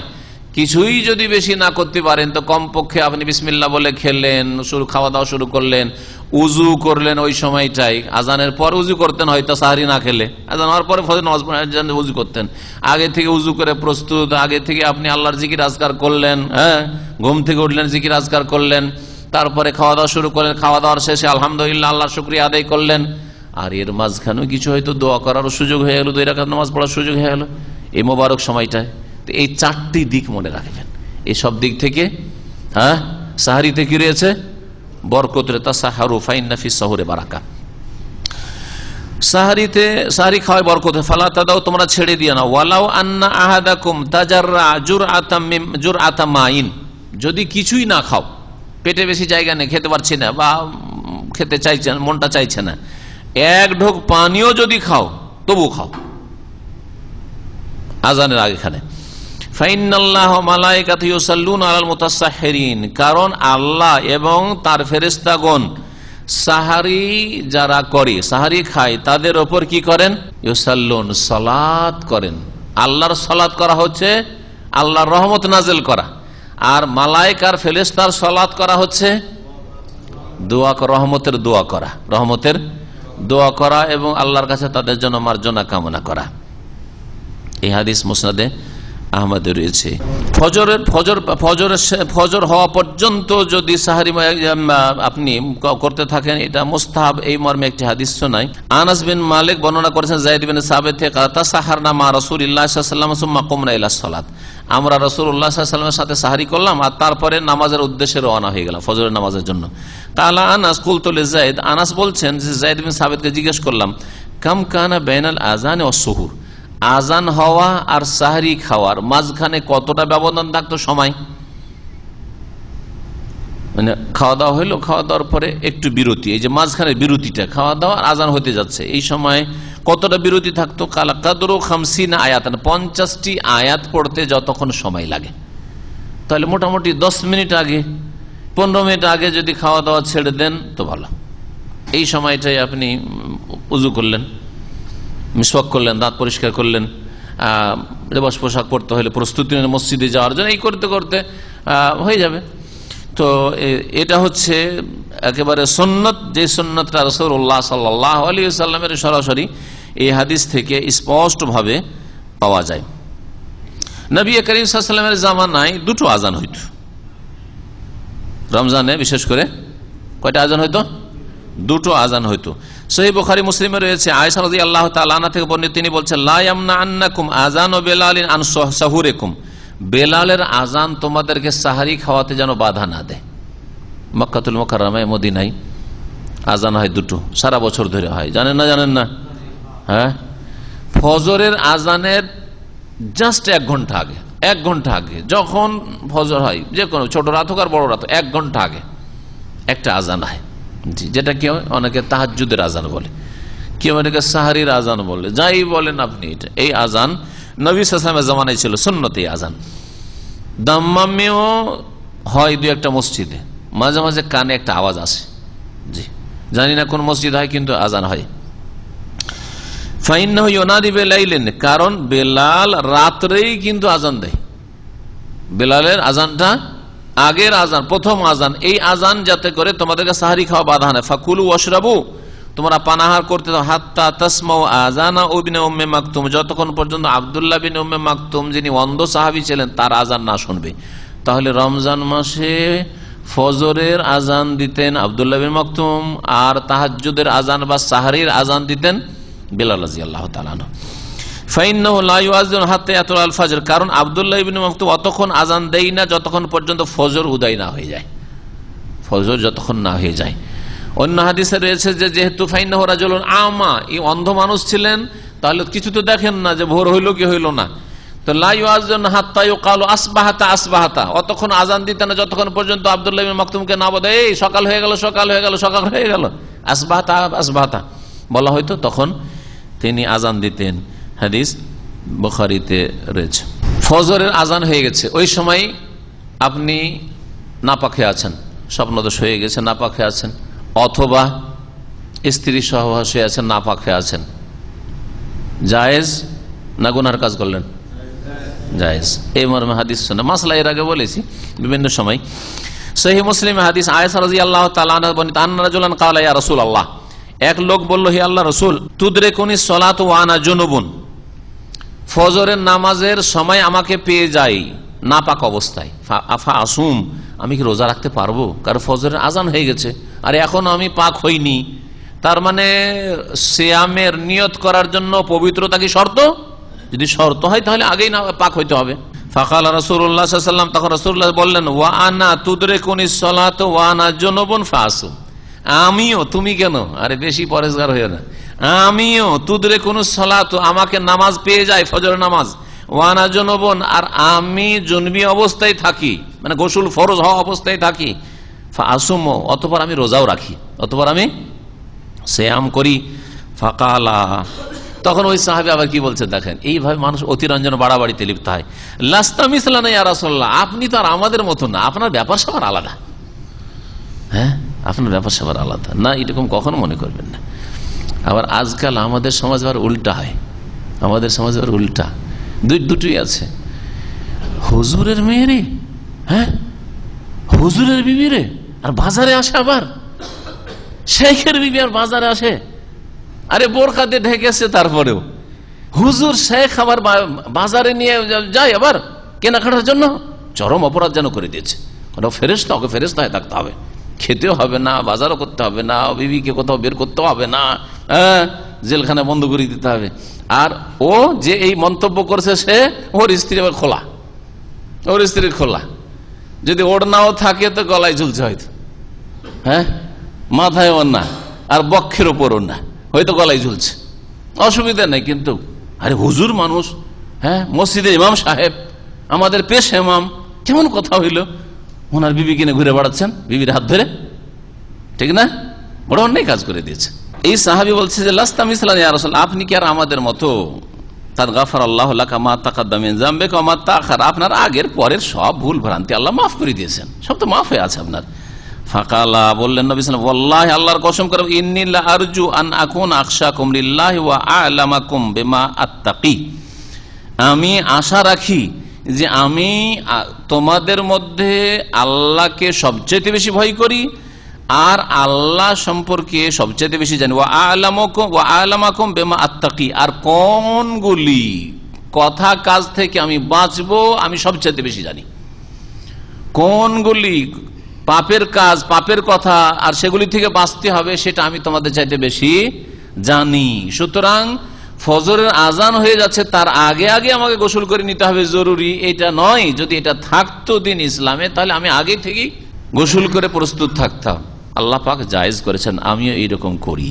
সুতরাং এতে কোনো রকমের কারাহাত বা আপত্তি কোনো কিছুই নেই, প্রয়োজনে কোনো অসুবিধা নেই। যেমন সাহারি খাওয়ার ক্ষেত্রে যত বিলম্ব করে সাহারি করবেন উত্তম, তেমনি ইফতার করার ক্ষেত্রে আল্লাহ কি বললেন কোরআন আয়াতটাকে এখন আমরা নিয়ে আসি আবার, সুম্মাতিমুস সিয়ামা, তোমরা রোজা পুরা করো রাতের আগমন পর্যন্ত। তা রাত আসা মাত্রই তাড়াতাড়ি আল্লাহর আনুগত্য করা, এটা উত্তম কিনা? বেশি বিলম্ব না করে, বিলম্ব না করে। সুতরাং এই ক্ষেত্রে বিলম্ব মোটেই করবেন না। এই জন্য ইফতারের ক্ষেত্রে জলদি করা, যখন নিশ্চিত হয়ে গেছে যে সূর্য ডুবে গেছে সাথে সাথে ইফতার করা, এটা হচ্ছে উত্তম আফজাল। এই মর্মে মুসনাদ আহমদের হাদিস শোনাই, আবু হুরায়রা রাদিয়াল্লাহু তাআলা আনহু থেকে বর্ণিত, নবী সাল্লাল্লাহু আলাইহি ওয়াসাল্লাম বলেন, ইয়াকুলুল্লাহু আযজা ওয়া জাল্লা, আল্লাহ পাক ইরশাদ করে হাদিসে কুদসি, ইন্না আহাব্বা ইবাদি ইলাইয়া আজালুহুম ফিতরাহ, আমার বান্দাদের মধ্যে সবচেয়ে প্রিয় বান্দা আমার হচ্ছে যারা অতি তাড়াতাড়ি ইফতার করে। আজালহুম ফিতরান, অতি তাড়াতাড়ি কি করে? অতি তাড়াতাড়ি নিশ্চিত হওয়ার পরে, সূর্য ডুবে গেছে নিশ্চিত, আর তারপর আর বিলম্ব করবেন না, আর একটু সতর্কতা অবলম্বন করি, আর 2-4-5টা মিনিট একটু ইন্তজার করি না, সাথে সাথে ইফতার করবেন। এই হাদিস তিরমিজিতে রয়েছে। আর একটা হাদিস বুখারী মুসলিমে রয়েছে, লা ইয়াজালুন নাসু বিখাইরিন মা আজ্জালুল ফিতরাহ, মুসলিম জাতি অতদিন পর্যন্ত কল্যাণে থাকবে যতদিন পর্যন্ত তারা ইফতারিতে কি করবে? জলদি করবে, তাড়াতাড়ি করবে। রহস্য কি? রহস্য হচ্ছে আল্লাহ বলছেন যে এখন রোজা শেষ করো, শেষ করো। জি, মিলিটারিদের ট্রেনিং দেখেছেন কি আপনারা? ট্রেনিং দেখেছেন না দেখেন নাই? হ্যাঁ, ট্রেনিং দেখেছেন না? যখন যখন যেটা করতে বলে সাথে সাথে করে না, করে না, করে না, করে না। হ্যাঁ, কোন আর্মি যদি বলে যে আমার বস ক্যাপ্টেন বলছে যে এই করা, আমি বলছি না একটু পর করবো, ও যদি ওকে দেখে যে না ওদের সবার সাথে করছে না, একটু পরে করছে, তো মার দিবে না, দিবে না? তাহলে তো দুনিয়ার আইনেই যদি এরকম থাকে আনুগত্য, তো রব্বুল আলামিন তো তার আনুগত্যের জন্য পয়দা করেছেন, ওমা খালাকতুল জিন্না ওয়াল ইনসা ইল্লা লিয়াবুদুন। তো আল্লাহ বলছেন যে এখন রোজা স্টপ, স্টপ, সাথে সাথে রোজা ইফতার করো, খাবার স্টপ, হ্যাঁ স্টপ, খালাস, আজান হয়েছে, শেষ করো। এই ছিল এই রোজার আয়াতগুলি সম্পর্কে মোটামুটি কথা। এছাড়া আর সময়ও বেশি আমাদের কাছে নেই, সুতরাং এখানে আমাদের আজকের দর্শ শেষ করছি। আল্লাহ রাব্বুল আলামিন আমাদের ভুল ভ্রান্তি মাফ করেন। রব্বানা লা তুআখিযনা ইন নাসিনা ওয়া আখতানা রব্বানা ওয়া লা তাহমিল আলাইনা ইসরান কামা হামালতু আলা আল্লাযিনা মিন ক্বাবলিনা রব্বানা ওয়া লা তুহাম্মিলনা মা লা তাকাতা লানা বিহি ওয়াফু আন্না ওয়াগফির লানা ওয়ারহামনা আনতা মাওলানা ফানসুরনা আলাল কওমিল কাফিরিন ওয়া সাল্লাল্লাহু আলা নবিয়িনা মুহাম্মদ ওয়া আলা আলিহি ওয়া সাহবিহি আজমাইন। জাকাতুল ফিতর এক সপ্তাহ আগে দেওয়ার প্রমাণ নেই, সুতরাং এক সপ্তাহ আগে দেবেন না। আব্দুল্লাহ বিন উমরের সহিহ বুখারী হাদিসে তারা একদিন বা 2 দিন আগে দিতেন, শুধু একদিন 2 দিন ঠিক আছে। আর উত্তম হচ্ছে ঈদের চাঁদ দেখার পরে বা জানার পরে যে ঈদের চাঁদ উঠে গেছে, রোজা শেষ হয়ে গেছে, ফিতর মানে এখন রোজা শেষ, তখন আপনি ফিতরাত দেন, রাত্রে দেন সব। আর তার মধ্যে উত্তম হচ্ছে ঈদে যাওয়ার আগে যদি ফজর পর দিতে পারেন তো আরো ভালো, কিন্তু সৌদি আরবে সেই সময়টা হয়ে ওঠে না। দেশে হলে এই উত্তমের আমল করবেন, ফজর পরে আগে ফিতরা দেবেন, ফিতরা আদায় করে দেওয়ার পরে তারপরে তখন আপনি ঈদ পড়তে যাবেন। ঈদের পরে ফিতরা চলবেন, ঈদের পরে ফিতরা দিলে সেটা সাদাকা মিনাস সাদাকাত হবে, যেমন আবু দাউদে হাদিস রয়েছে। দেশে কুসংস্কার একটি শুধু জমা করে রেখে দেওয়া, না জমা করে রেখে দেওয়া। আর এই ক্ষেত্রে তারা দলিল পেশ করেছে যে আবু হুরায়রা যে ওই ফিতরার পাহারা দিচ্ছেন, আর ফিতরার পাহারা দিচ্ছিলেন এই ঈদ রমজান শেষ হওয়ার পরে না রমজানের রাতে, এটারই কি প্রমাণ আছে? ওখানে কি আছে শাওয়াল মাসে পাহারা দিচ্ছিলেন যে ওই ফিতরাগুলি জমা করে শাওয়াল মাসে রেখে দেওয়া হয়েছে, এরকম কি আছে? সুতরাং এই দলিলটা আমি কোথাও দেখেছি, আমাদের কিছু ভাইরা পেশ করেছে যে ফিতরা জমা করে রাখা যায়, ভুল দলিল, এটি ঠিক নাই। বরং ফিতরা 2-1 দিন আগে থেকে জমা করে, হইতে পারে যে ওই রমজানের শেষ দিকে জমা হচ্ছিল, আর তারপরে আমরা জমা করে বিতরণ করছি, ফকির এসে জুটলো না, সেই জন্য কিছু হয়তো বিতরণ করা সম্ভব হয় না, সেটা আলাদা কথা। কিন্তু আপনি আপনার ফকিরকে পৌঁছে দেওয়ার চেষ্টা করবেন। ফিতরা একসাথে করতে হবে এটাও জরুরি নয়, যদি ইসলামিক শাসক না থাকে নিজের ফিতরা নিজে দিয়ে দিতে পারেন। আবার যদি ইসলামিক শাসক থাকে বা এমনি সমষ্টিগতভাবে জমা করে যদি আমানতের সাথে ফিতরা বিতরণ হয় তাতে কোনো দোষ নেই, কিন্তু ফিতরা ফকিরদের কাছে ওই দিনটাই সচ্ছল করতে হবে। জমা রেখে 5 দিন পরে গরিবের বাড়ি পৌঁছাবেন তো লাভটা কি হবে? ফিতরা তো সার্থকতায় থাকলো না। ফিতরার উদ্দেশ্য হচ্ছে যে ঈদের দিন অভাব দূর করে দেওয়া তাদের, যাতে করে সেই দিন কারো কাছে ভিক্ষা না করতে হয়। সেই দিন বাড়িতে অনেক খাদ পানি দেখে ছেলে মেয়েরা খুশি হয়ে যায় গরিবের ফকিরের, জি, এই জন্য ওই দিনে ওদের বাড়িতে খাবার পৌঁছে দিতে হবে। 3 দিন 5 দিন এতেকাফ সুন্নতি এতেকাফ না, এক এতেকাফ হচ্ছে নফল এতেকাফ, আর একটা হচ্ছে সুন্নতি এতেকাফ। সুন্নতি এতেকাফ যদি করতে হয় তো শেষ 10 দিন করবেন, আর যদি নফল এতেকাফ করতে হয় তো তার কোনো সময় সীমা নেই, 1 ঘন্টাও করা যেতে পারে, 1 রাতও করা যেতে পারে। সহিহ বুখারীতে হাদিস আছে, ওমর রাদিয়াল্লাহু তাআলা আনহু মান্নত করেছেন জাহিলিয়াতের যুগে, নাযারতু আন আতাকাফা লাইলাতান ফিল মসজিদিল হারাম, 1 রাত ইতিকাফ করব মসজিদ হারামে। মক্কা যাচ্ছেন, মদিনা যাচ্ছেন, আর যদি মনে করেন যে একটা রাত থাকছে, আমি আজকে রাত্রে হোটেলে যাব না, সারা রাত আমি মসজিদ হারামে ইতিকাফ করব, জায়েজ। তারপরে নফল ইতিকাফের জন্য যেমন সময়ের পরিমাণও নির্ধারণ নেই যে কত পরিমাণ সময় বা কতটা সময় আপনি ইতিকাফ করবেন, ঠিক তেমনি এই ক্ষেত্রেও আপনার রমজান মাসও সেটা সীমিত নয়। রমজান ছাড়া যে কোনো সময় ইতিকাফ হইতে পারে, রমজান ছাড়া যে কোনো সময় ইতিকাফ হইতে পারে। ইতিকাফের সাথে রোজার বা সিয়ামের কোনো সম্পর্ক নেই, এটা হচ্ছে সহিহ মাসলা অধিকাংশ উলামায়ে কেরামদের। যারা বলেছে যে ইতিকাফ যদি করে তাহলে তার সাথে সাথে দিনে রোজা রাখতে হবে, ভুল ফতোয়া। তাহলে উমর রাদিয়াল্লাহু তাআলা রাতের ইতিকাফের নিয়ত করেছেন, তাহলে কি করে রোজা রাখবেন? রাতে রোজা রাখবেন নাকি? হ্যাঁ, ভুল কথা। ইতিকাফের সাথে রোজার সম্পর্ক নেই। তবে সুন্নতি ইতিকাফ যেটা বললাম, নবী সাল্লাল্লাহু আলাইহি ওয়াসাল্লাম শেষ 10 দিন রমজানে করেছেন, কেউ যদি করতে পারে এটা ভালো। তবে 1 দিন 2 দিন হয়তো যে পৌঁছিতে পারলেন না, আপনি 5 দিনের জন্য গেলেন, 7 দিনের জন্য, 9 দিনের জন্য, 8 দিনের জন্য, যেই সময়টা পাচ্ছেন সেই সময়টা ইতিকাফ করুন, সেটাও জায়েজ রয়েছে। এইসব বিস্তারিত মাসলা মাসাইল নিয়ে খুঁটিনাটির একটা ইতিকাফের বিস্তারিত আলোচনা হইতে পারে, দেখা যাক, আল্লাহ যদি তৌফিক দেয় তো ইনশাআল্লাহ আলোচনা করা যাবে। প্লেনের সফর যদি 5-6 ঘন্টার সফর থাকে তাহলে রোজা রাখবেন না ছাড়বেন? আপনার অবস্থার উপর নির্ভর করছে। সফরে রোজা ছাড়া উত্তম, কিন্তু যদি আপনি দেখেন যে কোনো কষ্ট হচ্ছে না তো রোজা রাখাও জায়েজ।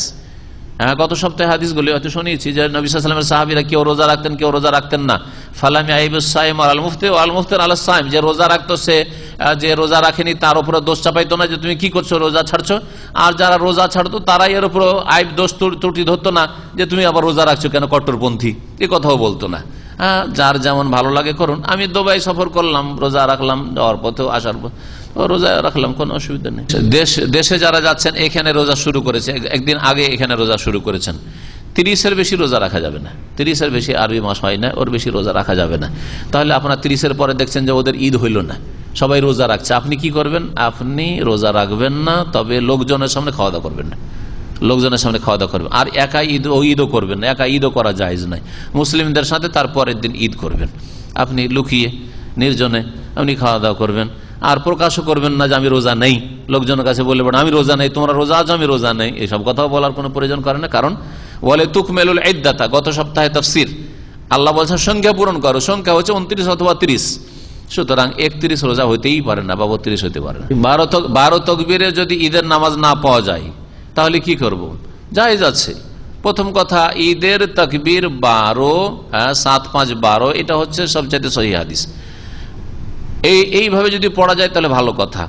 আর যে হানাফি ভাইরা ঈদ পড়ে থাকে, ওইভাবে হাদিস জয়ীফ অনেকের কাছে, জয়ীফ, সুতরাং ওইভাবে যদি কোথাও পড়া হয় তো আপনার জন্য জায়েজ রয়েছে। কারণ ঈদ তো আর 1, 2, 10 জন নিয়ে পড়া যায় না।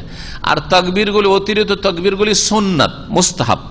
যদি ছুটে যায়, একটাও তাকবীর না দেন, একটিও তাকবীর দিলেন না, আপনি এমনি নামাজ পড়ে নিলেন, আপনি ইস্তেসকার নামাজ যত তাকবীর রয়েছে জুমার নামাজের মতো করে পড়ে নিলেন, আপনি তারাবির নামাজের মতো করে পড়ে নিলেন, আপনি বিনা তাকবীর আল্লাহু আকবার দিয়ে আপনি কেরাত পড়ে আপনি নামাজ সেরিলেন, তবু ঈদের নামাজ হয়ে যাবে। কথা বোঝা গেছে? জেনে শুনে নবীর বিরোধিতা করবেন না। কিন্তু যেহেতু ঈদ একা করার বিষয় নয়, যে 2-10টা লোক নিয়ে আমি আলাদা এক ঈদ করে নেবো 12 তকবীরে, এটাও ফিতনা করা, এই ফিতনা করাও জায়েজ নয় আপনার জন্য। আপনি ওইভাবে নামাজ পড়বেন যেভাবে আপনার ওখানে ঈদ হচ্ছে।